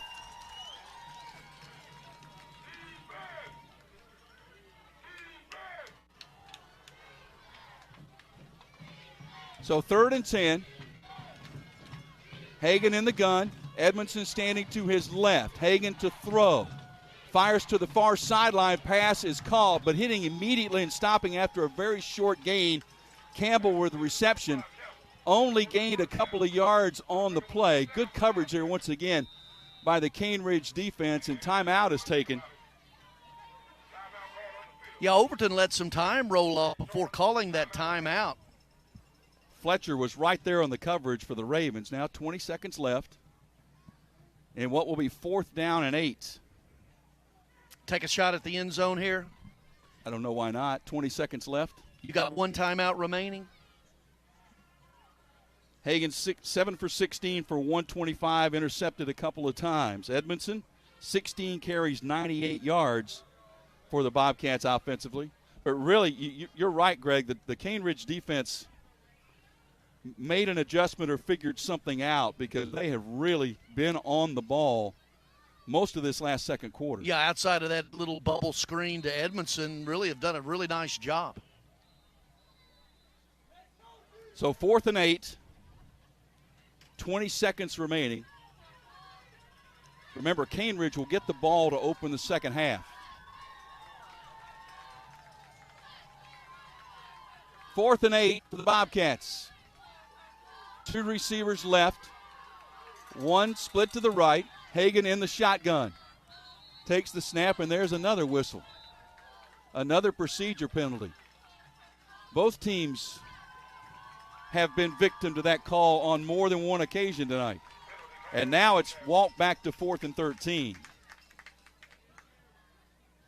Well, the Bobcats have converted a couple of 4th and double digits tonight, so maybe they're just getting back into their zone.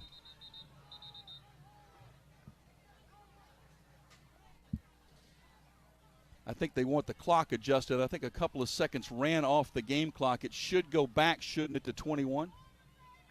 It's sitting on 19 right now. They moved it back to 20, so we split the difference. You can't see the clock from where you are. I'm trusting you, Joe. 4th and 13. Hagan, rush is coming, looking long toward the end zone, incomplete. Was looking for Edwards in the left front corner of the end zone. He was well covered, but there is, I believe, a flag down again. That might be a roughing the passer, and it is. Wow. What a break for Overton now. With 1 timeout remaining, move it up 15 yards, and the automatic first down. This will give them a couple shots at the end zone with 15 seconds. That play only took 5 seconds. Is that an editorial comment? Just making a statement. That play only took 5 seconds. Duly noted. Penalties on Caneridge. 4 penalties. And that was a big one, because now it will give the Bobcats, gosh, Greg, they got time for a couple of shots. Yeah, 2 at least with a timeout.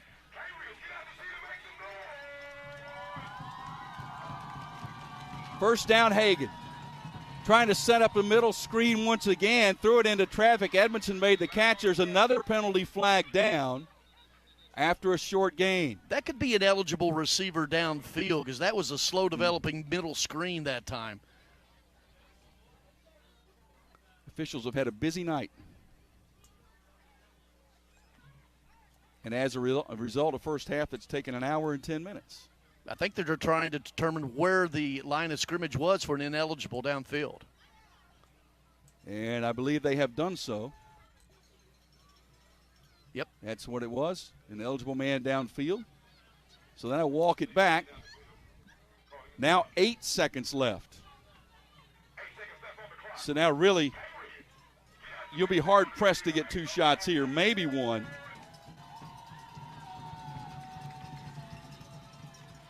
So first down with the ball marked back at the 22-yard line. Hagan fires over the middle, catch is made. Edwards with the tackle. He's tackled inside the 10, and Overton's going to call the immediate timeout with 1 second on the clock. Well, got the clock stopped with the first down. He goes down. Luckily, if he tries to get any more yardage after the catch, the game at half's over. But now with 1 second, a play. Field goal attempt, play. They have an opportunity with 1 second left on the clock. Coming up at halftime, a conversation I had on the Greg Pogue and John Burton show earlier today with former Titans star running back, TSU head football coach Eddie George. Talk with Eddie. They have homecoming at Nissan Stadium against Bethune-Cookman Saturday at 5. Of course, we've got WKU, a big game at Texas San Antonio. Both of them 1-0 in conference play. San Antonio has already gone into MTSU and won last Friday night 38-30. So 1-0 San Antonio, the preseason Conference USA favorite, and WKU Saturday, 4 o'clock pregame right here. Ask Texas about Texas San Antonio. Did they see them earlier? Texas and Texas San Antonio. Yeah, I mean, that was hey, the Roadrunners are legitimate. Yes, they are. So here we go. 1 second left on the clock. Overton is going to go for it here. The ball spotted at about the 8-yard line. And now another penalty flag. My goodness. Illegal substitution on the Bobcats. And 12 men break the huddle. That's illegal, Joe. This is 11-man football. 11-man football It here. is. Well, if you can get one in there and nobody notice. So now that walks it back to about the 13-yard line on what should be, barring a penalty, the final play of the half. Hagan with the rush coming, lobs it up toward the end zone. There is another penalty flag down. The pass is broken up and incomplete. There's also a hat down by the official on the far sideline, which means the receiver ran out of bounds. Well, I think at the end of that play, you're possibly going to have targeting on the defender in the end zone on Caneridge. And holding on Caneridge defensively as well. If that is the case, free play Overton. So the discussion. But they unloaded on high there. Holding on Caneridge is the call. That's the only call so far. I think that's the only one they're going to make, Greg. Tell you what, that was very close to targeting in the end zone because he hit him high, shoulder to shoulder, almost head-to-head contact that time. Caneridge has been very physical in their secondary, obviously, especially in this second quarter. So free play. Yep, they're going to walk it back. The line of scrimmage is at about the 7-yard line. So no time left on the clock. A free play here for the Bobcats. Hagan in the gun. 2 receivers left, 1 right. Hagan looking to throw. Rush is coming, being chased from behind and sacked. Sacked from behind as he was run down. Once again, that was Jalen Johnson. Yeah, he is the man. All 6'3", 245 of them. Big play, Caneridge defense there with its back to the walls then. So Overton, when you look at it, Greg had an interception in the end zone, had an interception returned for a touchdown, and now they get inside the 10, and a sack stops another scoring opportunity. So with the halftime lead, Caneridge will go to the locker room leading by a score of 21-12. And I believe head coach Eddie Woods is going to join us. Coach, you with me? Yes, sir. Interesting first half, Coach. Overton kind of went down the field a couple of times early. Did you make some kind of big defensive adjustment? No, actually, we just hadn't been tackling well. That's day one stuff. We knew that kid was a powerful back and got speed to him. When we preached all day, we hit the tackling wheel a lot this week, and we just not tackling legs. Well, you coming up with the big play, certainly there at the end, keep them out of the end zone. Yeah, we did. Jalen's been doing it all year. We just have to do a better job at tackling, executing calls. When they got the screen, we actually got a screen call in to spy the running back, and I don't know. We're just not executing calls. Well, you get the ball to start the second half, and you got a score lead, so good luck the second half. All right, thank you. Coach, appreciate it. Yes, sir. Coach Eddie Woods with us at halftime. We'll take a break. It's Caneridge 21, Overton 12 on WNSR Nashville Sports Radio. Dry rub wings are back at Slim Chickens. Fresh, fried, and full of flavor. Like smooth and kickin' cayenne ranch, zesty lemon pepper, or turn it up with new spicy Nashville hot. Try them today with a meal or feed your hungry crowd. But hurry, they're only back for a limited time. At Slim's, bold flavor is what we do. Download the Slim Chickens app to order and earn rewards. Located at 2705 Nolensville Pike, Southern Trophy has been serving Nashville and Middle Tennessee for over 62 years. Southern Trophy offers a wide array of services like custom-designed awards, cast bronze plaques, etched crystal awards, laser-engraved corporate gifts, promotional items, merch, embroidery, screen printing, signage, and banners. Browse their entire collection online at southerntrophy.com or on Facebook at Southern Trophy. Feel free to give them a call at 615-256-7295. That's 615-256-7295. Southern Trophy. They do their best to help you recognize your best. The Omni Nashville Hotel, located 5th Avenue downtown, and proud sponsor of the Mid-State Checkdown High School Football Game of the Week, is Nashville's premier destination for the highest quality accommodations. Start your day with a cup of Bongo Java and the Biscuit Bar at Kitchen Notes. Indulge your taste with the best beef in Music City at Bob's Steak and Chop House. And wrap yourself in luxury at Macara Day Spa before enjoying a nightcap at Barlines. And when it comes time to host those holiday partings and gatherings of family, let the Omni Nashville Hotel take all the worry off your plate. Proud sponsor of the Mid-State Checkdown High School Football Game of the Week, and located in the heart of Music City, the Omni Nashville Hotel is your only choice. The Omni Nashville Hotel, 5th Avenue, downtown. Hey, it's Sammy Kincaid, host of Power Hour with Sammy Kincaid. Every Saturday morning from 9 to 10, listen in as I highlight women in sports from high school to the pros, athletes and administrators. And you know what? Let's talk some ball with women covering the game across the country. Power Hour with Sammy Kincaid is every Saturday morning. Listen in on Nashville Sports Radio from 9 to 10 a.m.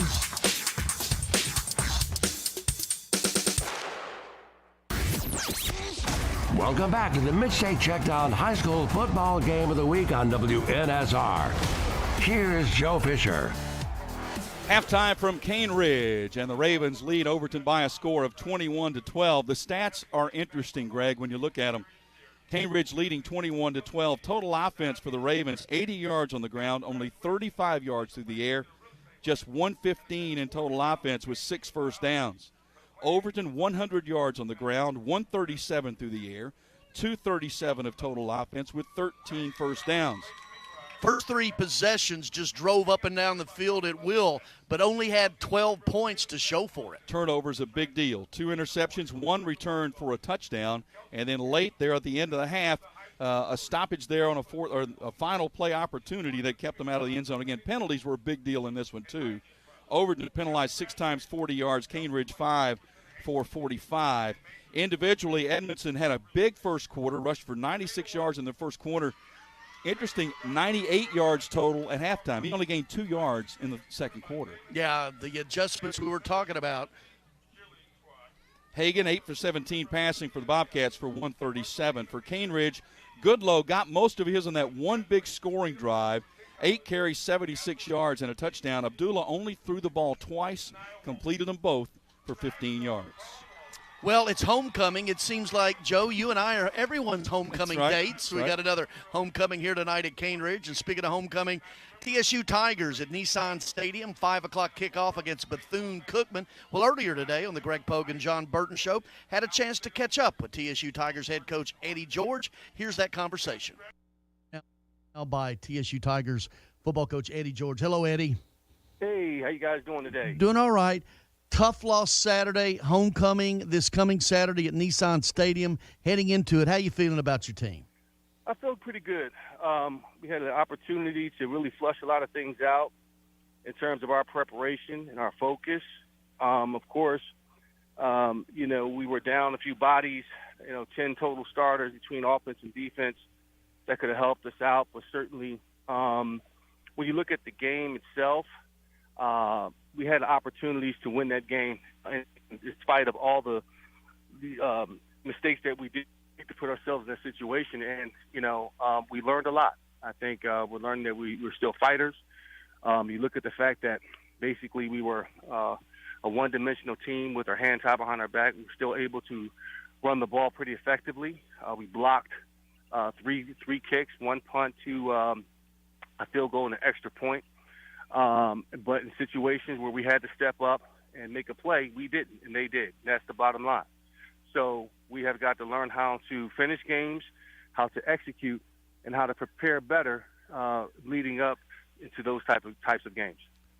Well, certainly having that many starters out on both sides of the ball, certainly the key positions, quarterback, running back, top two receivers, that's hard to overcome.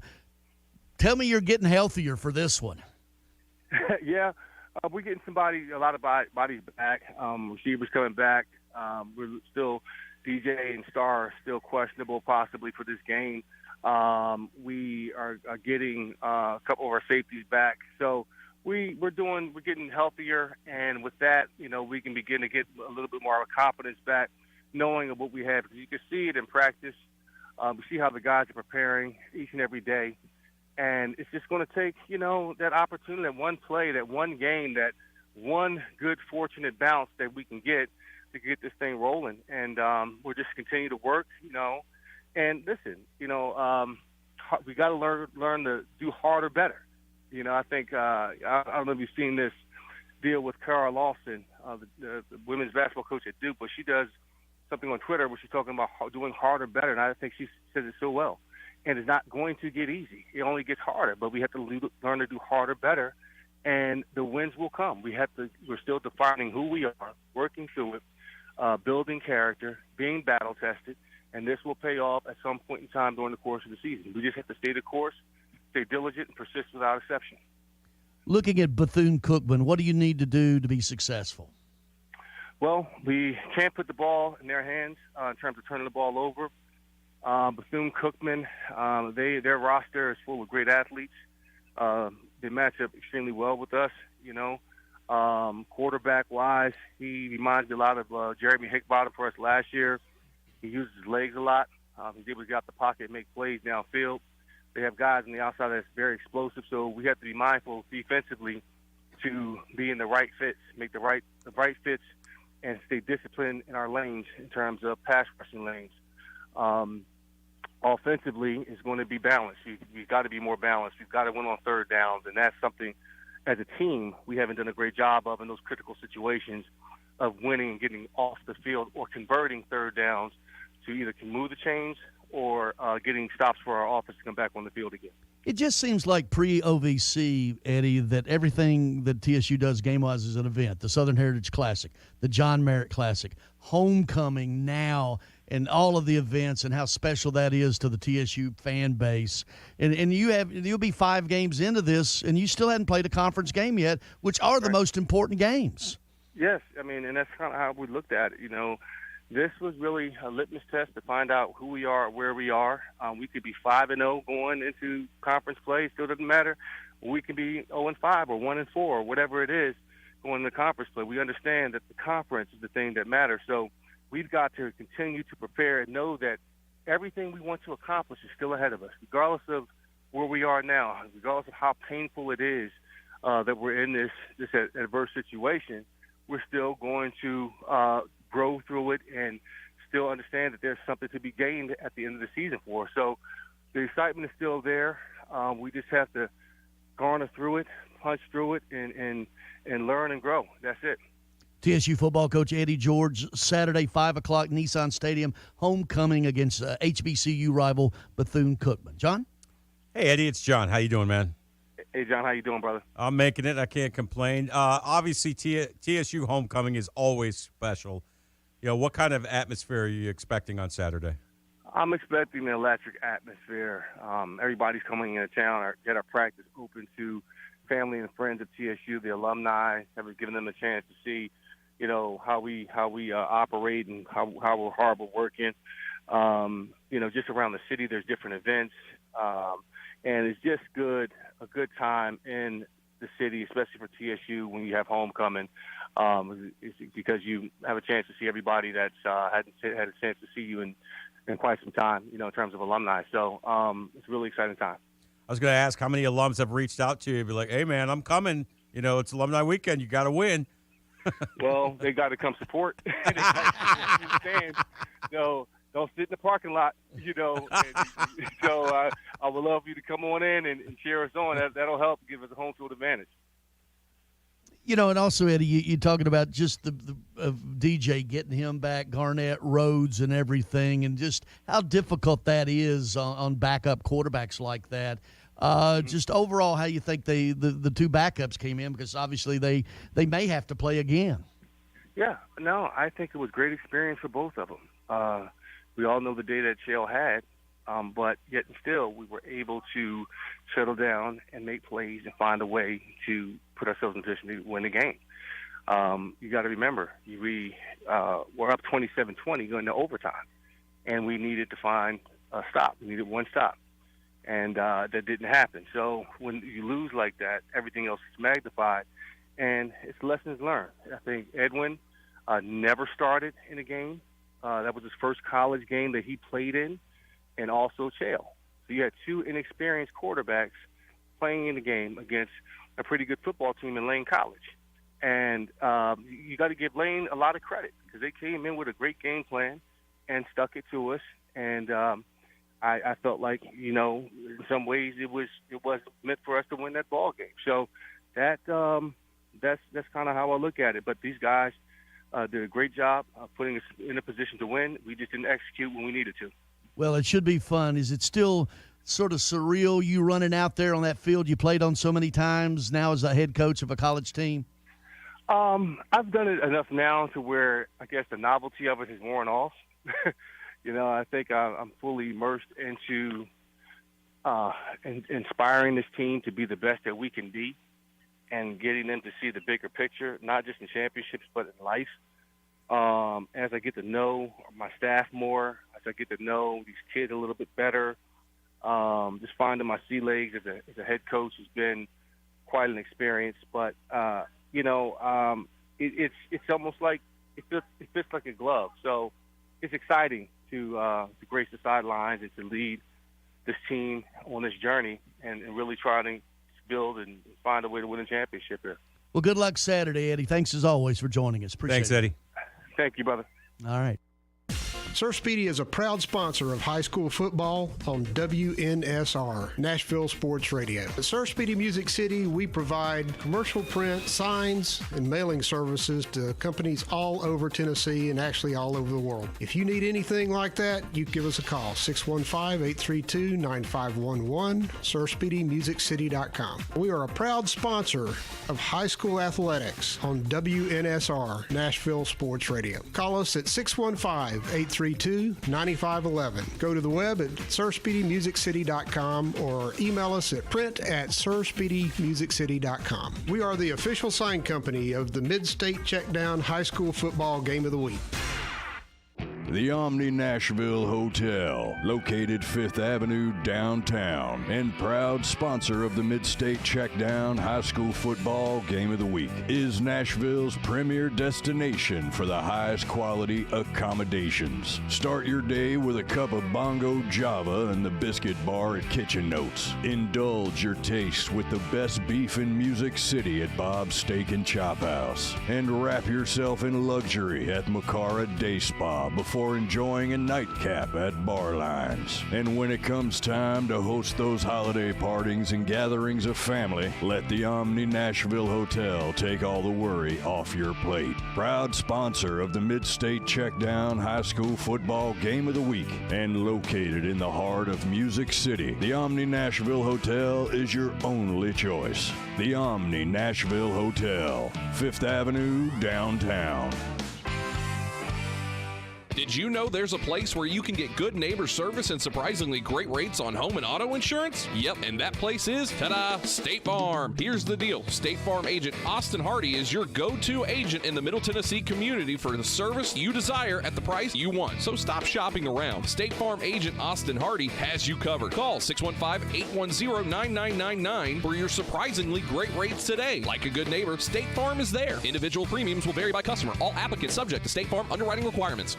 If you're in the mood for quality burgers and handmade milkshakes, Mooyah is where you need to be. With 2 locations in Brentwood and Franklin, Mooyah is your only choice for handcrafted Angus beef burgers, fresh cut fries, and homemade ice cream milkshakes. With vegan, paleo, and keto options, Mooyah has something for every taste. Order online, dine in, or carry out. Located in Brentwood and in Franklin off West McEwen Drive. For the best quality and the best taste at the best price, make it Mooyah. With 13 locations nationally, including Smyrna, Star Leasing Company is a semi-trailer one-stop shop and the perfect place to build a career as a semi-trailer mechanic. Seeking candidates with all levels of experience, Star Leasing Company has a semi-trailer technician trainee program with sign-on and quarterly bonuses and other opportunities such as $1,000 for having a yearly physical. Package also includes 401k with company match, health, dental, and vision insurance, competitive pay with weekly paychecks, and paid holidays and time off. Star Leasing Company, not your typical semi-trailer leasing company. Visit starleasing.com to learn more. You're listening to the Mid-State Checkdown High School Game of the Week, live on WNSR, Nashville Sports Radio. Here's Joe Fisher.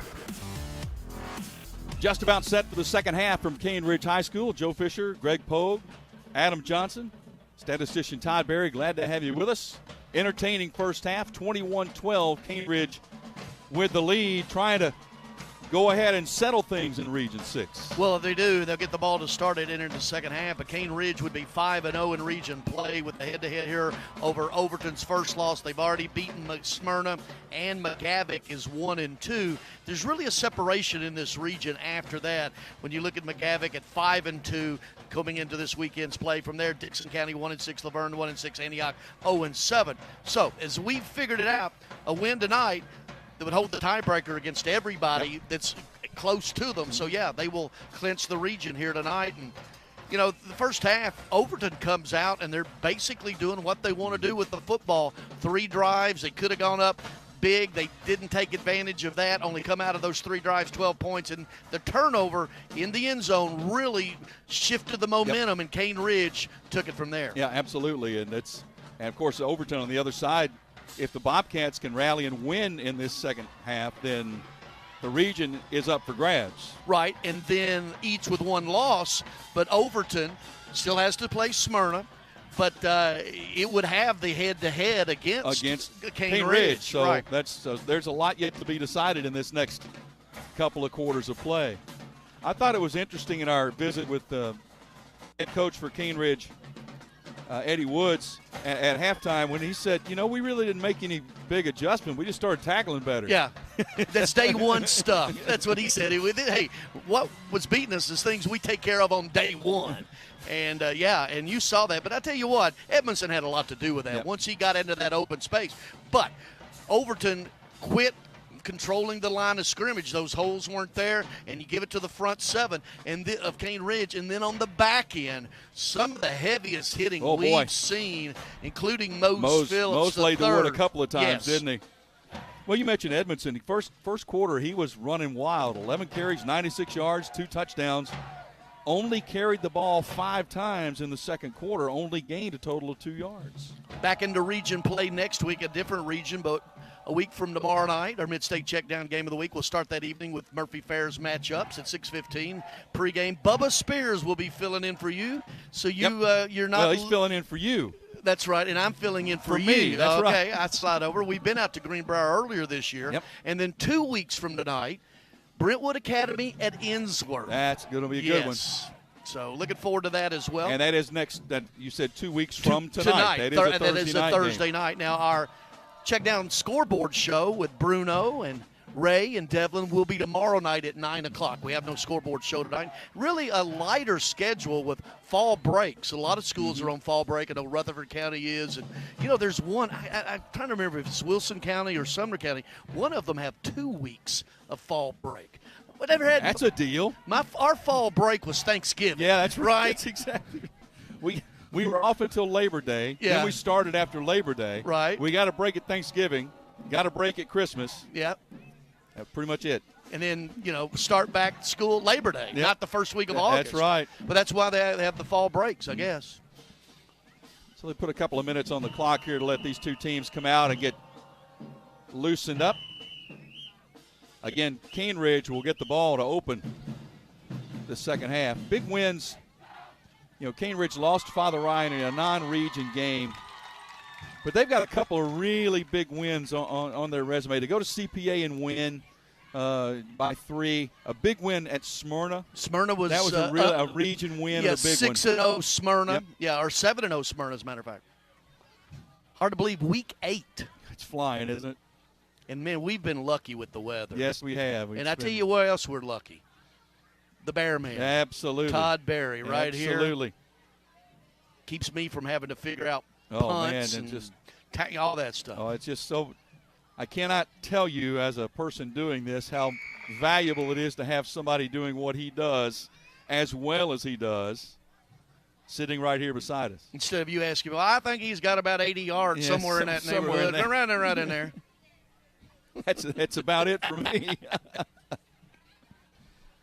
We're kind of jammed into a nice little booth here. Caneridge, this is nice. I've been, the thing about it is getting to do this again. We did Innsworth, for several years. Right. Before that, David Lipscomb, now Lipscomb Academy, we did that for several years. So half the games would be at home, and you go to other schools where you'd already had been, a lot of them, except Chattanooga, Memphis, or Knoxville. But this year, really cool to get out and see some of the newer schools, and I say newer, like for me, Mount Juliet was new last week, and what a great setting that was. I'd never been to Creekwood. Yeah, it was great to get out and see those folks. And you mentioned we opened with Springfield at Greenbrier, and so we've made the rounds. Been a lot of fun. Down to Riverdale, down to Murfreesboro. I've seen. I like it when the games are on the southeastern part of the. Now, why would that be? Well, because I live in right on the other side of the lake right over here. I live on the other side of it, right? The way the bird flies, maybe about 15 miles I'll from get here. you back in 2 weeks. We'll be on my side of town. Yeah, I've been to Innsworth a few times over the years. Rock Batten, the coach over there, former Vanderbilt standout. Absolutely. We're in a TV timeout now, or what? What are we doing here? Did Adam need them to give them that we're now ready? It was the 3 minute additional warm up time that they now get after the 20 minutes. They put 15 minutes on the clock. They put 20 on tonight. Oh, did they? Because homecoming. But then when it runs to 0, it's usually 15. Then they'll add another 3 on top of that. Yep. Why don't you just put 18 or 23 to start? I don't know. But that is the way they do it. Now, Caneridge will get the kickoff to open this third quarter. Ravens will move right to left. And if you'll remember, Byron Davis took a kickoff in the first half and almost took it back all the way. Took it back 58 yards, almost broke one. Well, he's standing at his own 20, so really doesn't expect anything deep at all. And everything so far has been kicked short. In fact, the one he almost took back, he fielded on one bounce. They have kicked away from him since then. So for Overton, it is Arif handling the kickoff duties. And he will drive this, and we're going to start right where we left off with a penalty flag down before we even run a second off the clock. Well, I'll just tell you right now, Everett Rice, he had a head start. He was, he looks like he's about 6'4" anyway. He was 3 strides past the line of scrimmage on the kickoff. And they didn't even let him run downfield. They just said, nope, turn around, we're going to do this again. Yeah, and he looked around and said, well, come on, let's go. I mean, I don't know I've seen one that blatant. Rice is 6'3". Yeah. So we'll need to pick up the flag off of the field at some point. They're not in any hurry, are Nope, they? They're going to walk it back from the 40 to the 35, do the official walk-off, hand him the football. Shout out to Devlin McKenzie, producing back in the Strike and Spare Family Fun Center studios, as usual. You know who I want to give a shout-out to? I know who's listening. Kenny the mailman. Kenny. I got a very nice card from Kenny a couple weeks ago. Did it go through the mail? I think it did.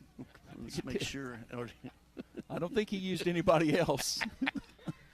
Short kickoff is going to bounce once again, fielded by an up man at the 30. 35 hit hard at about the 40 forward to the 45-yard line. So Caneridge will start with excellent field position from their 45-yard line after the return.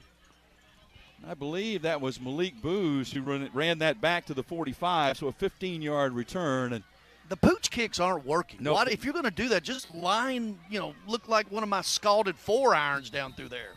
Just line one down there. So first down for the Ravens from the 43-yard line.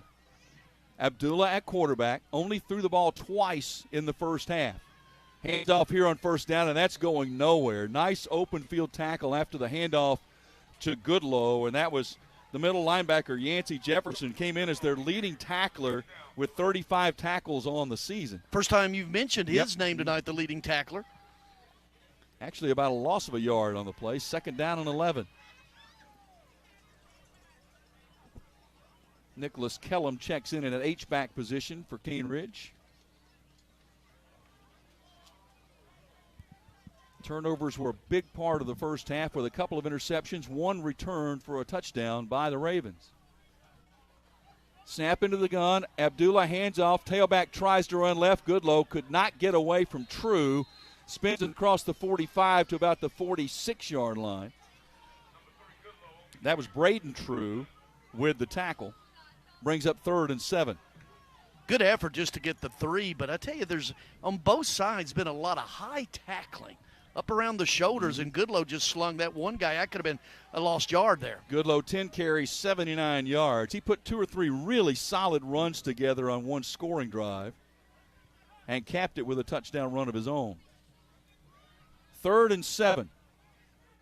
This is only the second third down conversion of the night for Caneridge. They're 0 for 1. Abdullah's going to run. He's going to push and get the first down inside the 45, 40, 35, 31-yard line. Tackle made by Edwards. But there's a penalty flag on a hold, and that's coming back. And Coach Eddie Woods just shaking his head. Oh, my. Stepped up in the pocket, the C's parted, and he was off to the races. But yet another penalty. What are we at, 13 penalties tonight, something like that? I think it was 11 in the first half between the two teams. It seemed like more than that. We're at 13 now. We've had 2 penalties in the first minute and a half here in this third quarter. That's a significant one indeed, because instead of the big gain down close to the Overton 30, now it's backed up to the Caneridge 26, where it's 3rd down and about 26. Abdullah looking to throw, now scrambling, running right. Gets a block, turns upfield, wants to throw back across the field to the left, and it's incomplete and hammered on the reception, or the attempt for the reception. The catch attempted to be made was dropped by Mosby, and then the hammer was dropped by Giante Tate for Overton. Yet another just vicious hit in the secondary. Boy, Overton came with the full blitz that time, flushed Abdullah, the old proverbial throwing late across the middle, and he left his receiver out to dry. And that's one of those receivers sitting there saying, the ball has got to get here quicker. You're just waiting and waiting because you know what's coming. Abdullah handles the punting duties as well. Standing back inside the 20-yard line. Gets away a good one. Fielded by Edward on the run at the 40 to midfield. He's dragged down right there. He thought he had a chance. That's 2 or 3 he's caught on the dead run tonight. That was a return of 8 yards after a 36-yard punt. Yeah, but Edwards saved his team possibly 20 yards by coming up and catching that on the run. It was an end-over-end kick, and that thing would look like it had kick and roll on it. And a nice job saving his team. Excellent field position. So first down for the Bobcats, just a couple of inches shy of midfield. Overton moving left to right. Caneridge leading 21-12. Edmondson tries the left side. He'll go nowhere. Boy, whatever Caneridge did defensively after that first quarter, it has really stymied Edmondson since then. Tackling, Joe, according to the coach, Eddie Woods, as we interviewed him as we were going off the field at halftime as they were, and he said just day one stuff, tackle, and they really have. That front has really stepped up. Tell you what, every time Charles Adolphe comes off the field, I feel the earth. It moves a little bit, doesn't it? Just a little bit of a tremor. 295 coming this way. Hagan to throw, passes into the flat drop. Was looking for Campbell. Campbell kind of looks back to the backfield like, I don't understand why I didn't catch that. It was right at midfield. It was classic, just trying to turn upfield. Didn't have the ball yet. Didn't have a defender within 10 yards of him either, and just had one of those earlier on the first earlier drives Hagan did. With a drop like that. 3rd and 11 for the Bobcats, back at their own 49-yard line, trailing by 9. Osborne comes wide to the near side. Dixon will come over with him as well, David Nixon. In the shotgun, Hagan to throw on 3rd and 11. Fires to the far sideline, pass is caught by Edwards. He's going to try to break the tackle, cannot. He'll be stopped about 3 yards shy of the first down. Really good gang tackling there.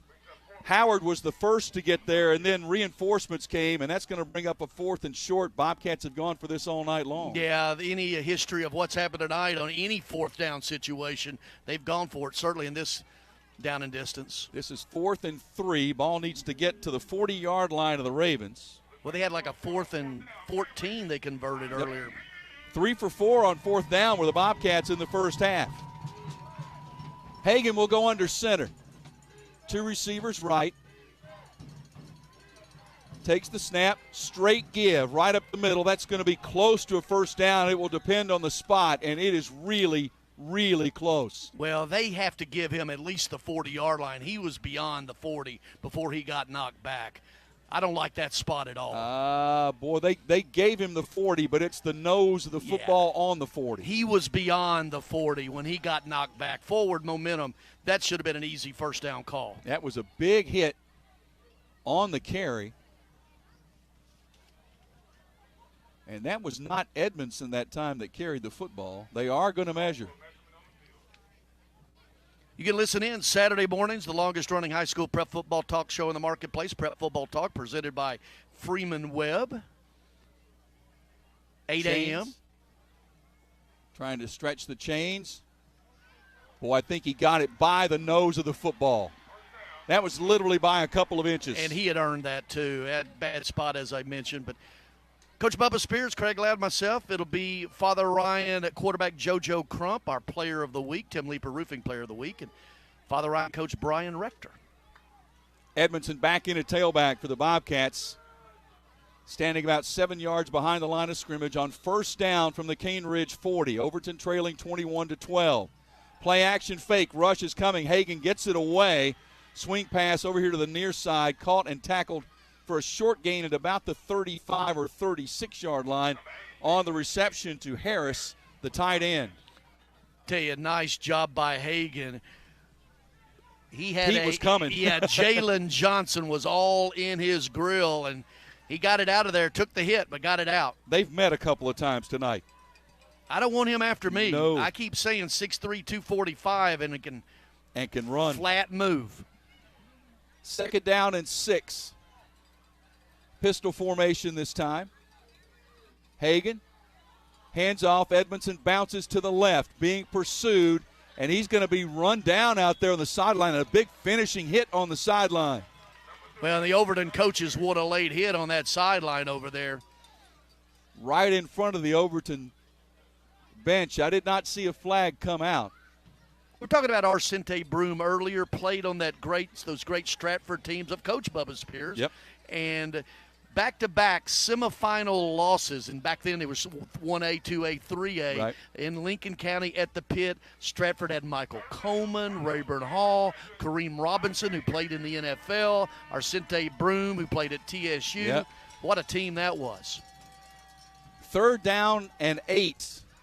Ball back at the 38-yard line of the Bobcats. Hagan to throw, pump fake, now going to step up, and he's going to be sacked. Sacked back at the 41-yard line. Tried to pump fake and step through it and could not get away from Juan Molden Jr., the senior 265 defensive tackle. That front seven has really controlled it here. After those first few possessions by Overton, they really hadn't got much done offensively. 3rd sack of the night for Caneridge of Hagan. And 4-down territory regardless, right? Boy, again, but if you don't get it here, you give Caneridge great field position. 4th down and 11. That has not stopped the Bobcats all night long. 3 receivers split right, 1 left on 4th and 11. Caneridge looks for the screen, rush 3, pass over the middle, caught by Edwards. Edwards makes a couple of tacklers miss, gets to the sideline, chased out of bounds, close to the 20. Another big 4th down conversion for the Bobcats. Yeah, Tyson Edwards on that crossing route had a little bit of a cushion that time. The Caneridge dropped into coverage, only rushed 3 that time, and that crossing pattern and hitting him in stride, and Edwards the run after the catch. 21 yards on the reception. Edwards was slow to get up, and he's going to, I believe, trot to the sideline. Yeah, I think he has to because they stopped the clock for the injury. Mm-hmm. He was actually, Greg, I saw him asking for somebody to help him get up. I don't know if you're starting to see a little cramping or what the case may be, but he trotted over to the sideline. Another big 4th down conversion for the Bobcats. He was just happy to survive that crossing route. 1st and 10 for Overton from just inside the Caneridge 20-yard line. Toss sweep Edmondson, running left, trying to get the corner, won't get there. Going to be dropped by a defender whose helmet came off making the tackle in the middle of the play, but Edmondson lost a yard or 2, and now he's slow to get up. Nice job. job. Was that Davis that made the tackle? Caneridge really stringing it out once again.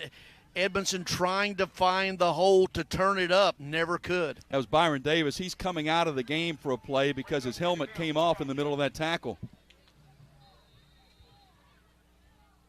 Yeah, Caneridge, the Ravens defense has done a marvelous job in really putting the clamps down on Edmondson, who ran wild in the first quarter, but not much at all since then. In fact, negative yardage for Edmondson since the first quarter.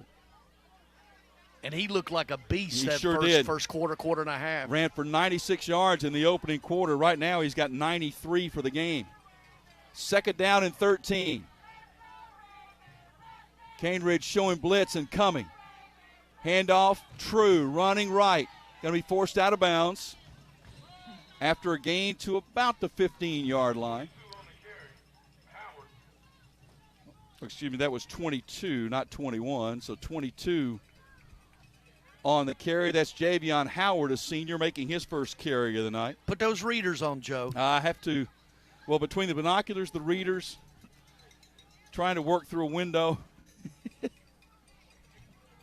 But we're having a good time. 3rd down for the Bobcats and 6.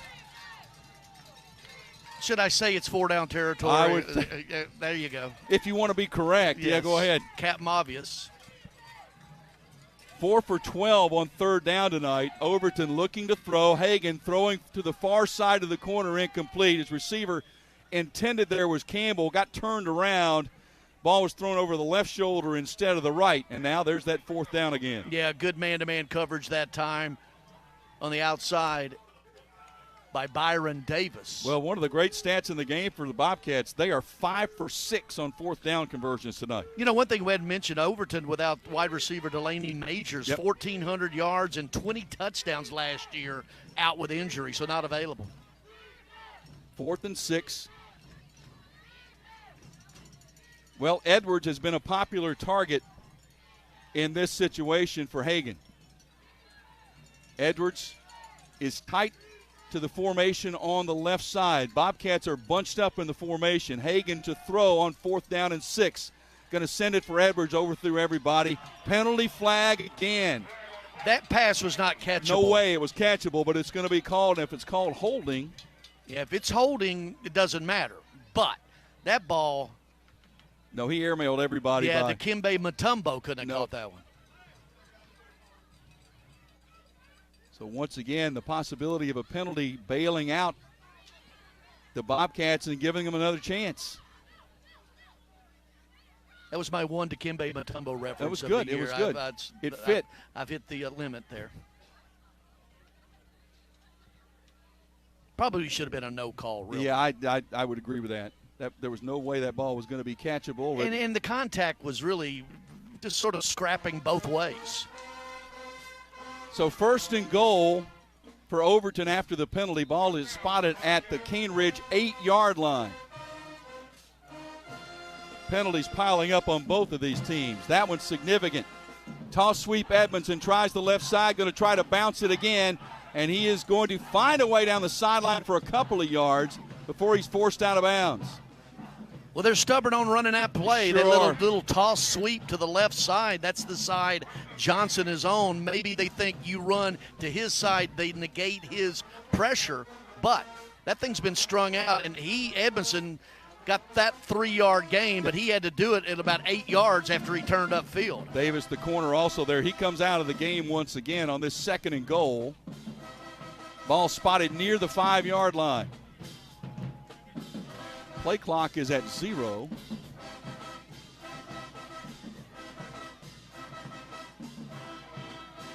Pistol formation. Hand off to the second man through Edmondson, and he runs into a pile of purple jerseys and goes nowhere. Boy, good pursuit again. Kellum led the charge.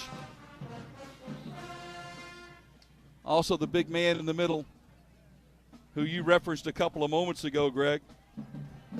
Charles Adefope. Well, the play clock has not been reset, and the ball has been placed. It wasn't reset last time either. That's what I was saying. It was not running last time. And I assume the back judge is paying attention to that. 3rd and goal. Hey, Joe, it's 4-down territory. Offset eye on 3rd and goal. Play action fake. Rush is coming. Hagan is sacked again. Hagan is sacked for a huge loss. Could not get away from the pressure. That was 52, I believe, this time coming through to make the stop. That was Frank Stevenson, the senior, 6'3", 220. And that loss goes all the way back to the 19-yard line. That is sack number 4 on the night. Yeah, you know what they're doing on 4th down. Throwing it to the end zone to Edwards, or the crossing route. Yeah, the play clock still is not functioning. They're not paying any attention to that. 4th and goal from the 19. I formation. Hagan, straight drop, fires long to the near side. Pass is broken up and incomplete. Was looking for Osborne. Good coverage defensively right there by Fletcher, who already has an interception tonight. And Caneridge will take over from their 19-yard line. Yeah, just a pass that had no chance. Threw right into double coverage, and if caught, it would have been out of bounds anyway. Caneridge holds once again. 1:54 left, 3rd quarter. Caneridge continues to lead 21-12. Goodlow, 10 carries, 79 yards to lead the offense. Abdullah, the quarterback, has only put it in the air 3 times. He is 2 for 3 for 15 yards. We have not called Mose Phillips' name much on offense tonight at all. We've called it a lot on defense. Toss sweep running left is Goodlow. Turns upfield, dragged down from behind. Trammell makes the tackle after a gain across the 20 to about the 22. Yeah, Mose Phillips against Smyrna, 4 catches, 128 yards. And then, against McGavick, rather, also big catches against them. Just has not been a factor tonight at all. 2 touchdown catches against Smyrna, 4 for 128 against McGavick. He does have 1 touchdown pass tonight. There. That's about it. Gain of 3 on the play, almost 4. Second down. Inside handoff, pushing out close to the 25. Bobcats stop him for a short gain on the play. That was Goodlow again. That'll bring up a third down. That was Emerson Carrasco leading the charge defensively. 3rd and 5 for the Ravens. We're inside the final minute of the third quarter. This is only the third down conversion attempt of the night for the Ravens. They are 0 for 2. Abdullah to throw on the slant, incomplete. Broken up as the defender arrived at the same time the football did. They were looking for Byron Davis on that quick crossing route. And Jeremiah Wheeler-Yarbrough got there right at the perfect time and maybe a touch early. Maybe a hair early with that one. That was a bang-bang play. And if the flag would have come out, I wouldn't have objected. I probably a good no call. But it was bang-bang. Abdullah back to punt. Edwards back deep to receive. Abdullah standing back near his own 10-yard line. Angles to the right. High, short punt. Comes down at about the 45-yard line, is going to actually die right there. It was touched. Caneridge is saying Overton touched it, and the Ravens recovered the football. What is Overton, whoever player or whichever players, plural, around the football, if that punt went up straight up in the air, and what a break. Wow. They're going to mark it down officially at the 44. It's a 21-yard punt. And an Overton player, whether it was inadvertent or on purpose, touched it, and the Ravens pounced on it right there. Turnovers have really been critical tonight for Overton. First down for Caneridge from the 44. Pistol formation handoff. Goodlow tries the right guard side, gets to about the 48-yard line. Gain of 4 yards. As that may very well be the final play of the third quarter. 15 seconds left. Well, this game changed. Overton ran down the field a couple of times in a row early, and then the interception in the end zone, and that just stopped everything. Well, that was on their third possession of getting down there looking to go up by 3 scores and couldn't get it done. 1 quarter left to play here at Caneridge. Ravens 21, Overton 12 on WNSR Nashville Sports Radio. Dry rub wings are back at Slim Chickens. Fresh, fried, and full of flavor. Like smooth and kickin' cayenne ranch, zesty lemon pepper, or turn it up with new spicy Nashville hot. Try them today with a meal or feed your hungry crowd. But hurry, they're only back for a limited time. At Slim's, bold flavor is what we do. Download the Slim Chickens app to order and earn rewards. Located at 2705 Nolensville Pike, Southern Trophy has been serving Nashville and Middle Tennessee for over 62 years. Southern Trophy offers a wide array of services like custom designed awards, cast bronze plaques, etched crystal awards, laser engraved corporate gifts, promotional items, merch, embroidery, screen printing, signage, and banners. Browse their entire collection online at southerntrophy.com or on Facebook at Southern Trophy. Feel free to give them a call at 615-256-7295. That's 615-256-7295. Southern Trophy. They do their best to help you recognize your best. This is Nashville's best high school football coverage. WNSR's Mid-State Checkdown High School Football Game of the Week. Here's Joe Fisher. We start the fourth quarter. Caneridge 21, Overton 12. Ravens with the football. 2nd down and 6 from their own 48-yard line. Toss sweep Goodlow running left. Tries to cut back. Cannot get away from Jefferson, the middle linebacker. just across midfield. It'll bring up 3rd down and 4. Boy, the stats are so strange in this game, Greg. You look at that third quarter, Caneridge in the third quarter had 8 yards rushing, no yards passing. Well, and Edmondson, we talk about that big first quarter, 96 yards in the first quarter, 10 carries for 0 yards the next 2 quarters. 3rd down and a long 4. Ball just shy of midfield for the Ravens, moving left to right in the purple. Looking to throw, Abdullah looked right, now eases left, now being chased, trying to get the sideline, get out of bounds. He'll be out short of the first down. This will not be 4-down territory for Caneridge. You wouldn't think. Not with Abdullah, a good weapon at punter. You've got a 2-score lead. You would do nothing but give Overton field position and see what I know. Well, Abdullah's the quarterback, so you can't tell if they're going to punt or not. So, and he's looking over here to the sideline. This would be an interesting call to go for this. Well, they haven't changed the down marker. Is it 3 or it's supposed to be 4? I believe it's 4th down. There you go. Thank you very much. Thank you. But right now it looks like they're lining up to go for it. Abdullah is in the shotgun. Ball is just shy of midfield. And they are going for it. Pass near side is incomplete. Tried to get the quick slant for the first down. I was looking for Mose Phillips, the third. First time he's been targeted tonight, and he could not come down with it. Interesting call. How many yards of total offense has Overton had the last 2 quarters? You punt the ball down there. You make them drive the length of the field, which they have shown nothing of the sort since that first quarter. Now, a high-risk play, you give them the ball in plus territory. Absolutely. Ball is at the Caneridge 49 after the turnover on downs. First down, handoff Edmondson.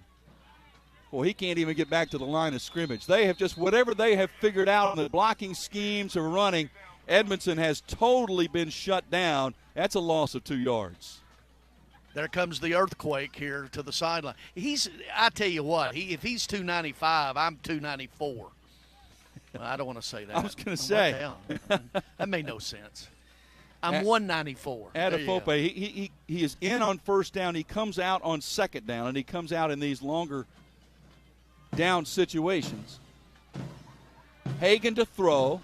Fires. Pass is going to be caught short of the first down inside the 45. Campbell with the reception. He was stopped standing up right after he made the catch. He actually got really good forward progress. They give him progress all the way down to the 42. I'm still bewildered by that 4th down call a minute ago at midfield. Overton, you just now giving them some life to an offense that has really done nothing since the first quarter. Instead, now facing a 3rd and short, 3rd and 3, and what is very likely your favorite phrase. Go ahead. It's 4th down territory, Joe. I think it would be. 3rd and 3 in the gun. 3 receivers bunched right. Hagan hands off, quick handoff, a quick hitter to Edmondson. He'll get the first down to about the 36-yard line. Kellum with the tackle.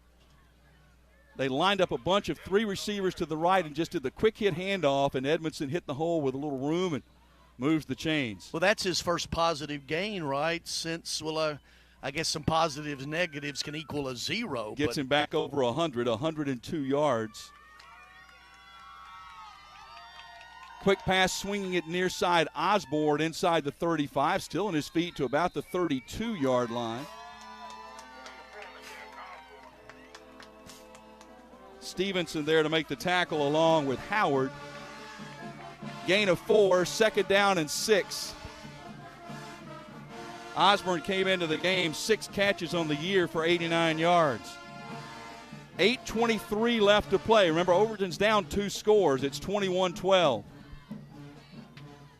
Man motions, bad snap.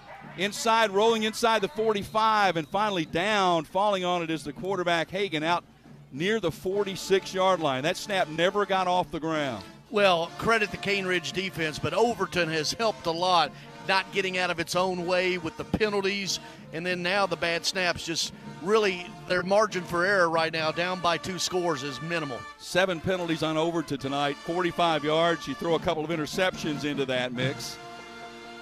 3rd down. Just hoping to get half of this back. And about 20 right now. There's another low snap. It's still on the ground, scrambling for it. I believe Hagan finally got it. He lost his footing, but he finally got it, although it was a Ravens player that had the ball at the bottom of the pile, but it was ruled that Hagan had recovered. And he paid for it, too, because he was diving for that ball, got there instantaneously. A Raven was right on top of it. He got twisted around while trying to procure the ball. Well, now you're looking at 4th and 25. So? I was just stating. But it's interesting because if you go for it and don't get it, then you just do to Caneridge what Caneridge had given to Overton. You give them great field position again. And timeout. I believe the Bobcats want a timeout to talk about this. 6:47. Now, part of it may be factoring in how many times you're going to get the ball back. 21-12 Caneridge. More in a moment on WNSR, Nashville Sports Radio. Get all your NASCAR news every weekday right here on the Final Lap. Hey, it's Kerry Murphy, and Chase Elliott has locked himself into the next round of the playoffs by grabbing the win at Talladega Superspeedway this weekend. Up next is a track he does pretty well at, the Charlotte Roval Road Course. So grab all the latest NASCAR news, race recaps, driver reviews, stats, and info every single weekday, same place that Chase does. Hi, this is Chase Elliott, and you're listening to The Final Lap with Kerry Murphy. Every single weekday. You're listening to the Mid-State Checkdown High School Game of the Week on WNSR. Here's Joe Fisher. 21-12 Caneridge leads, 6:47 left to play. No high school scoreboard tonight, but after everything, tomorrow night at 9 o'clock, Devlin McKenzie, Bruno Reagan, Ray Dosky, and the live from the Strike and Spare Family Fun Center studios. We'll have a scoreboard tomorrow evening. Stats don't always tell the story. As the scoreboard says, 21-12 Caneridge. Caneridge leading by 9. Total offense for Caneridge, by my count, 125 yards on the night. Overton, 276 yards of offense. 4th and 26, and the Bobcats are going to line up to punt. That snap is low. It's picked up and able to get it away. A low end-over-end punt. Bounces and fielded on one hop. Dangerous to even field that on the hop. Tackle made immediately back near the 15-yard line. Well, game over if they go for it 4th and however long that was, 21 or whatever, and don't get it. Game over. But the gunner on this near side was 5 yards down the field when the ball was snapped. 31 yards on the punt. Time certainly in the favor of the Ravens. 6:38 left to play. Overton with 2 timeouts remaining. And a situation where Eddie Woods would like nothing better than just a couple of first downs put together and run some time. Abdullah in an empty backfield on first down. They motion a man behind him, and that man cuts back and takes the handoff and runs left and pushes it out across the 30 to the 33-yard line. Well-crafted play because you think it's going to be a reverse, and he just does a 180 and heads right up the middle. That was Goodlow, who was lined up outside to the left, came right behind him, took the handoff, and turned right back to the left. Goodlow now over 100 yards, 15 carries for 106. First down, Ravens. Ball at the 32-yard line. 6:13 left to play. 21-12 Caneridge. Man in motion again. This time they'll hand it to Goodlow as he's running. That's Davis, rather, running to the right. Gets the sideline shoved out of bounds. They're going to mark him out close to the 40. Looks like at about the 42-yard line. So the difference between a reverse to a receiver if it's handed off backwards and it's a jet sweep if it's handed off forwards. And if you just touch it and tip it to him, it's a pass. The old, Utah pass, right? No, but the Utah pass is in the middle. Yeah, through the middle. First down from the 42-yard line. 6:01 left. Abdullah, and a whistle will stop play. First time we've said that tonight. One thing we've said, haven't said, what a nice crowd here tonight. It's homecoming, obviously, and Caneridge. But Overton across the way brought its band. A good crowd lining along the field as well in the end zone. Little Metro football action. Absolutely. Penalty walked off against Overton 5 yards up to the 47-yard line. So it'll be 1st and 5. That is penalty number 8 on the Bobcats for 50 yards.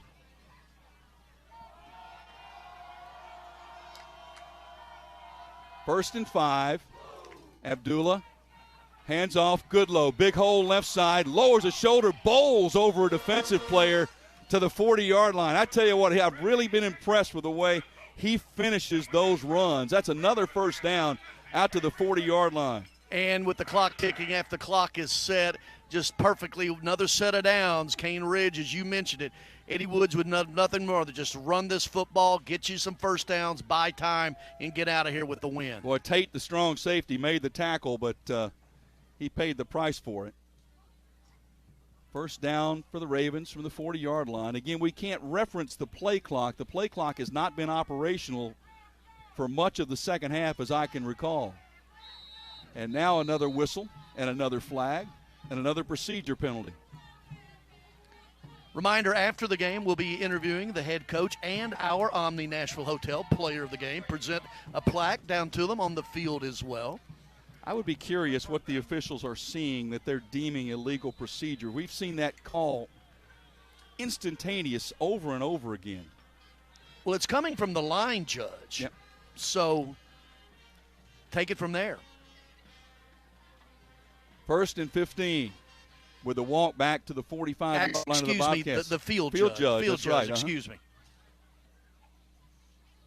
Man in motion again. They're going to fake that jet sweep this time, looking to throw. Abdullah's going to send it on a wheel route over through Davis. And Davis slowed down. He was open, and he didn't, and he slowed down, and they had that wheel right, the fake jet sweep to him. The wheel route was open. That was 6, and the receiver sort of slowed on it. Instead, 2nd and 15 stops the. That was going for the home run ball right there. That was hit that, and it's game over. But instead, clock stops with 4:40 left. Well, they had set it up with a series of reverses, jet sweeps, all kind of different things like that. You know, you look this way, we take it the other way. That's what a wheel route is. Caneridge, 35 yards passing, all of it in the first half. 129 yards rushing for the game for Caneridge. And Goodlow, 118 of that? Second down. Goodlow's going to get another carry. This time he's going to be dragged down from behind. Jefferson got 2 handfuls of jersey and was not letting go.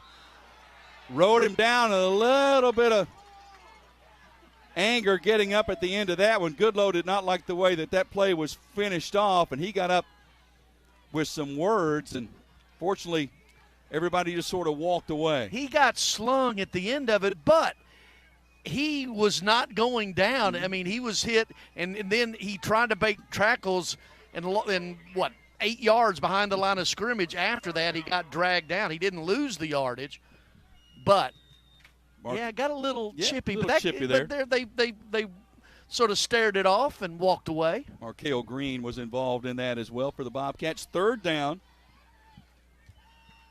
Caneridge has not converted a third down tonight. Rush is coming. Abdullah gets away to the sideline, now just launches one up into triple coverage, and it's incomplete. Fortunate to get that back. Laid over the middle, just broken down. The blitz coming, the safety blitz that time, and chased Abdullah, and he was lucky to not have that turnover right there. Interesting series of calls right here by Caneridge trying to close this thing out. Clock is stopped once again with the incomplete pass. 3:38 left to play. Abdullah will go back to punt. Edwards back to receive. Abdullah standing back near the 40-yard line. Yeah, 2 straight incomplete passes, essentially timeouts from the Overton perspective. Abdullah gets the snap. This is a good one. Going to bounce inside the 10 or roll inside the 5. They have a chance to down it, but I believe, did they get it downed in time? And they're going to say, yes, Caneridge is going to down that inside the 5-yard line. He almost kicks it, punts it like an Australian kicker that sort of, but then it goes straight off the foot, and it doesn't look like an Australian-style kicker. 43 yards on the punt, very effective because it marks down all the way back to the 3-yard line. So the Bobcats. You know, he looks like a soccer goaltender when he comes very out similar. out of that. 3:29 left to play. And the Bobcats, 2 timeouts remaining. But they got to get something done in a hurry, and a long way to go. Edmondson, the tailback in the I formation. Hagan under center. They'll hand off. Edmondson tries the right side, and nothing. I mean nothing. Tremendous credit to Caneridge's defense. That front you've talked about, Greg. Boy, after that first quarter where he ran wild, they have totally shut him down. Yeah, Edmondson, the front's just controlling the line absolutely. of scrimmage. There's really nothing for him at all. 24 carries, 102 yards for Edmondson. Had 96 yards in the first quarter. And we are inside 3 minutes left to play. 2nd down and 10 after no gain. Same offensive set in the I formation. They'll try the toss sweep this time. And Edmondson chased down from behind after a very short gain. Good pursuit. 54. That's Layden, Chris Layden, with the stop after a gain of 1. A couple interesting calls as well. You got 95-plus yards to go and 2 straight running plays and down by 2 scores. Yeah, 2:20 left, clock running, and not moving with a lot of alacrity here to try to move this thing on. A what? Alacrity. I had that, but I took a shot for it. Toss sweep. Edmondson tries the right side, nothing. Boy, he ran right into a stone wall once again. That brings up 4th down. You know, you're down by 2 scores, and you run straight into the line of scrimmage 3 times and punt. That was Layden again. Yeah, it's very, very interesting. Because Hagan, he's completing, coming into this game anyway, 66% of his passes, over 1,100 yards. So now it will be the punter, Arif, standing back near the back line of the end zone. Awaiting the snap, gets the snap. Caneridge doesn't even rush anybody. Angling to the far side. I'd be surprised if they even tried to field it, and they will not. It'll go out of bounds at about the 39-yard line with 1:14 left, 33 yards on the punt. Very interesting couple of minutes.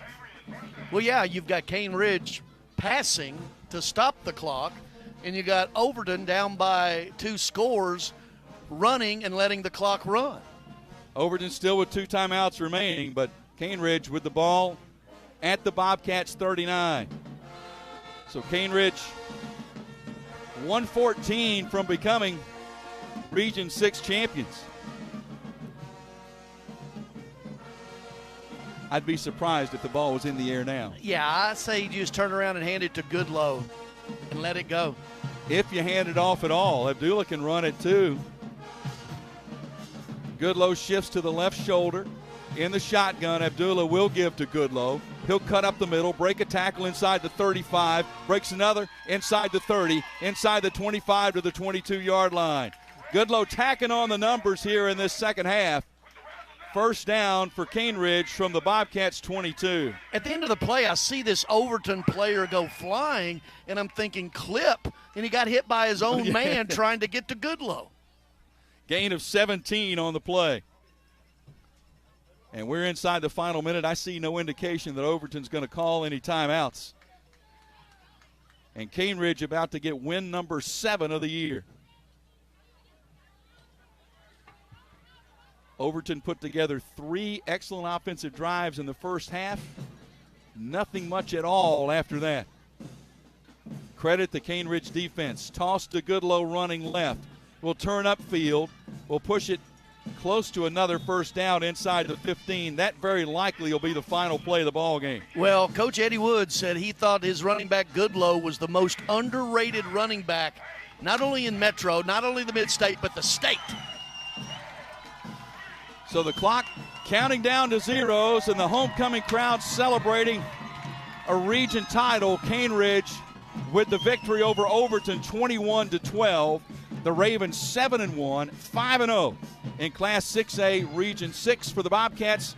They fall to 5-2 and now 2-1 in Region 6. Yeah, coming up, we'll have conversation with Coach Eddie Woods, and we need to name our Omni Nashville Hotel player of the game because we need to tell Adam to say they won't get away from us. Well, let's take a break. Let's do We'll that. come back and start that process. 21-12, Caneridge the winner. More in a moment on WNSR, Nashville Sports Radio. The Omni Nashville Hotel, located 5th Avenue downtown, and proud sponsor of the Mid-State Checkdown High School Football Game of the Week, is Nashville's premier destination for the highest quality accommodations. Start your day with a cup of Bongo Java and the Biscuit Bar at Kitchen Notes. Indulge your taste with the best beef in Music City at Bob's Steak and Chop House. And wrap yourself in luxury at Macara Day Spa before enjoying a nightcap at Bar Lines. And when it comes time to host those holiday partings and gatherings of family, let the Omni Nashville Hotel take all the worry off your plate. Proud sponsor of the Mid-State Checkdown High School Football Game of the Week, and located in the heart of Music City, the Omni Nashville Hotel is your only choice. The Omni Nashville Hotel, 5th Avenue, downtown. Now it's time for your Mid-State Checkdown High School Football Game of the Week post-game show with stats and analysis of the game and your Mid-State Checkdown Football Player of the Week. Here's Joe Fisher and Greg Vogue. The Ravens of Caneridge, 7-1, now 5-0 in Class 6A Region 6, locking up the Region 6 title with a 21-12 victory over the Overton Bobcats. A very interesting game, Greg. Overton marched downfield a couple of times in a row, 2 touchdowns, and then had an interception in the end zone, and once that happened, it seemed like everything changed. Well, there's no stopping Edmondson in that first quarter. He had 96 yards rushing in the first quarter, and you think, oh, man, he's off to the races. And then we talked to Eddie Woods at halftime, and he said, what were the adjustments? He said, no, day one, we just started tackling and playing football, and that front seven controlled it the next 3 quarters. I know that Edmondson had 0 yards on 10 carries in periods 2 and 3 and was not a factor the rest of the game. Absolutely not. And in fact, it shifted because the running back that took over was Goodlow for Caneridge in the process. Statistically, kind of interesting, Caneridge the winner in this game, 21-12, 150 yards on the ground, only 35 yards through the air. All of that was in the first half. No passing yardage for the Ravens in the first half. Total offense, 185, 10 total first downs. Rarely do you see a team fail to convert a third down in a game and win. Caneridge went 0 for 5 on third down, 0 for 1 on fourth down. Overton, 91 yards on the ground, 185 through the air, 276 total, 17 first downs. They were 5 for 17 on third down. What really kind of kept them in the game was 5 for 7 on fourth down.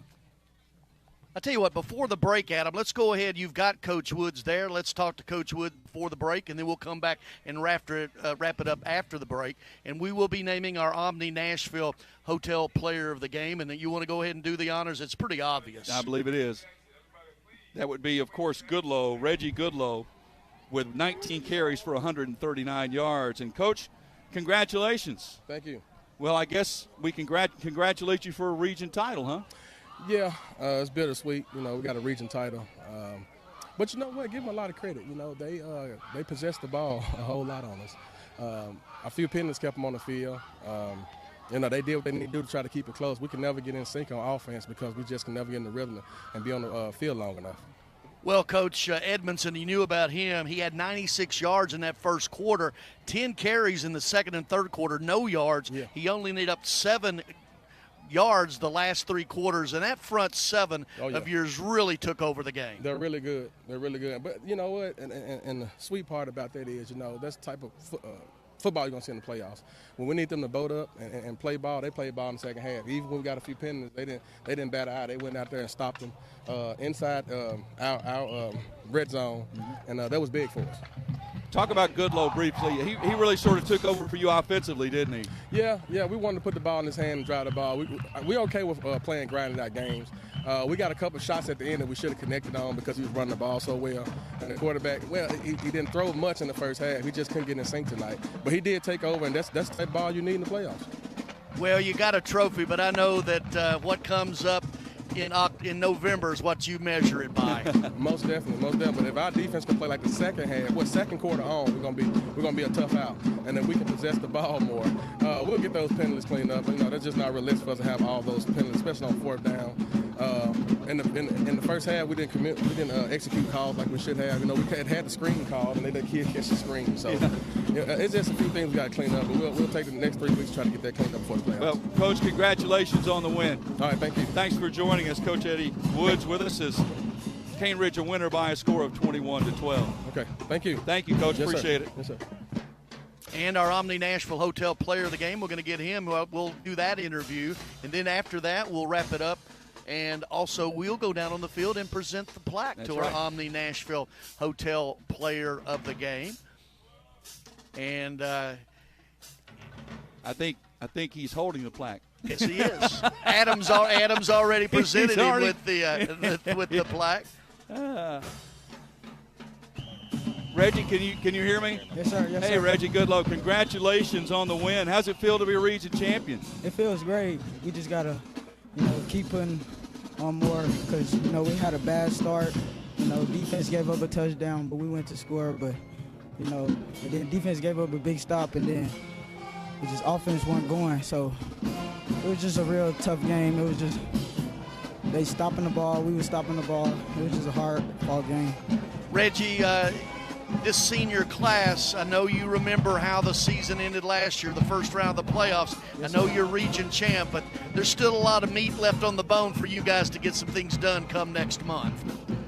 Yes, sir. Yes, sir. We still got a lot to do. We got to play together more because today we really look like a first-round team. We weren't playing together, giving up a lot of stops, and we weren't putting points on the board. But we're going to fix that. Well, Reggie, hang out. Joe and I'll come down in a minute and present you that plaque, get some pictures, and we'll put your smiling face all over social media. Thank you. Thank you. Appreciate it. We'll take a break, come back, and wrap up from here in just a moment on WNSR Nashville Sports Radio. Sir Speedy is a proud sponsor of high school football on WNSR, Nashville Sports Radio. At Sir Speedy Music City, we provide commercial print, signs, and mailing services to companies all over Tennessee and actually all over the world. If you need anything like that, you give us a call, 615-832-9511, SirSpeedyMusicCity.com. We are a proud sponsor of high school athletics on WNSR, Nashville Sports Radio. Call us at 615-832-9511. Go to the web at SirSpeedyMusicCity.com or email us at print@SirSpeedyMusicCity.com. We are the official sign company of the Mid-State Checkdown High School Football Game of the Week. Did you know there's a place where you can get good neighbor service and surprisingly great rates on home and auto insurance? Yep, and that place is, ta-da, State Farm. Here's the deal. State Farm agent Austin Hardy is your go-to agent in the Middle Tennessee community for the service you desire at the price you want. So stop shopping around. State Farm agent Austin Hardy has you covered. Call 615-810-9999 for your surprisingly great rates today. Like a good neighbor, State Farm is there. Individual premiums will vary by customer. All applicants subject to State Farm underwriting requirements. If you're in the mood for quality burgers and handmade milkshakes, Mooyah is where you need to be. With 2 locations in Brentwood and Franklin, Mooyah is your only choice for handcrafted Angus beef burgers, fresh cut fries, and homemade ice cream milkshakes. With vegan, paleo, and keto options, Mooyah has something for every taste. Order online, dine in, or carry out. Located in Brentwood and in Franklin off West McEwen Drive. For the best quality and the best taste at the best price, make it Mooyah. With 13 locations nationally, including Smyrna, Star Leasing Company is a semi-trailer one-stop shop and the perfect place to build a career as a semi-trailer mechanic. Seeking candidates with all levels of experience, Star Leasing Company has a semi-trailer technician trainee program with sign-on and quarterly bonuses and other opportunities such as $1,000 for having a yearly physical. The package also includes 401k with company match, health, dental, and vision insurance, competitive pay with weekly paychecks, and paid holidays and time off. Star Leasing Company, not your typical semi-trailer leasing company. Visit starleasing.com to learn more. Dry rub wings are back at Slim Chickens. Fresh, fried, and full of flavor. Like smooth and kickin' cayenne ranch, zesty lemon pepper, or turn it up with new spicy Nashville hot. Try them today with a meal or feed your hungry crowd. But hurry, they're only back for a limited time. At Slim's, bold flavor is what we do. Download the Slim Chickens app to order and earn rewards. Located at 2705 Nolensville Pike, Southern Trophy has been serving Nashville and Middle Tennessee for over 62 years. Southern Trophy offers a wide array of services like custom-designed awards, cast bronze plaques, etched crystal awards, laser-engraved corporate gifts, promotional items, merch, embroidery, screen printing, signage, and banners. Browse their entire collection online at southerntrophy.com or on Facebook at Southern Trophy. Feel free to give them a call at 615-256-7295. That's 615-256-7295. Southern Trophy. They do their best to help you recognize your best. This is WNSR's broadcast of the Mid-State Checkdown High School Game of the Week. Here's Joe Fisher. Caneridge wins the Region 6-6A championship. They defeat Overton 21-12. I won't see you next week. No, Friday night, a week from tomorrow night, we will have Pearl Koenig Greenbrier. I'll step over to the play-by-play chair, and Coach Bubba Spears will be filling in the commentary role. Caneridge, before the game, Overton coach Arcente Broom said they're the bullies on the block. Well, they're still the bullies. They're reigning champion again in this region, and that Caneridge is built to this point, but they're looking at November. That early exit last year did not sit well. Enjoyed it, partner, as always. You too. And congratulations on your son's wedding. Looking forward to that. Thanks to Greg Pogue. Thanks to Adam Johnson for all his work. Thanks to Todd Berry as well. Final score again from Caneridge. Caneridge 21, Overton 12. I'm Joe Fisher. Thanks for joining us on WNSR Nashville Sports Radio. Thanks for listening to the Mid-State Checkdown High School Football Game.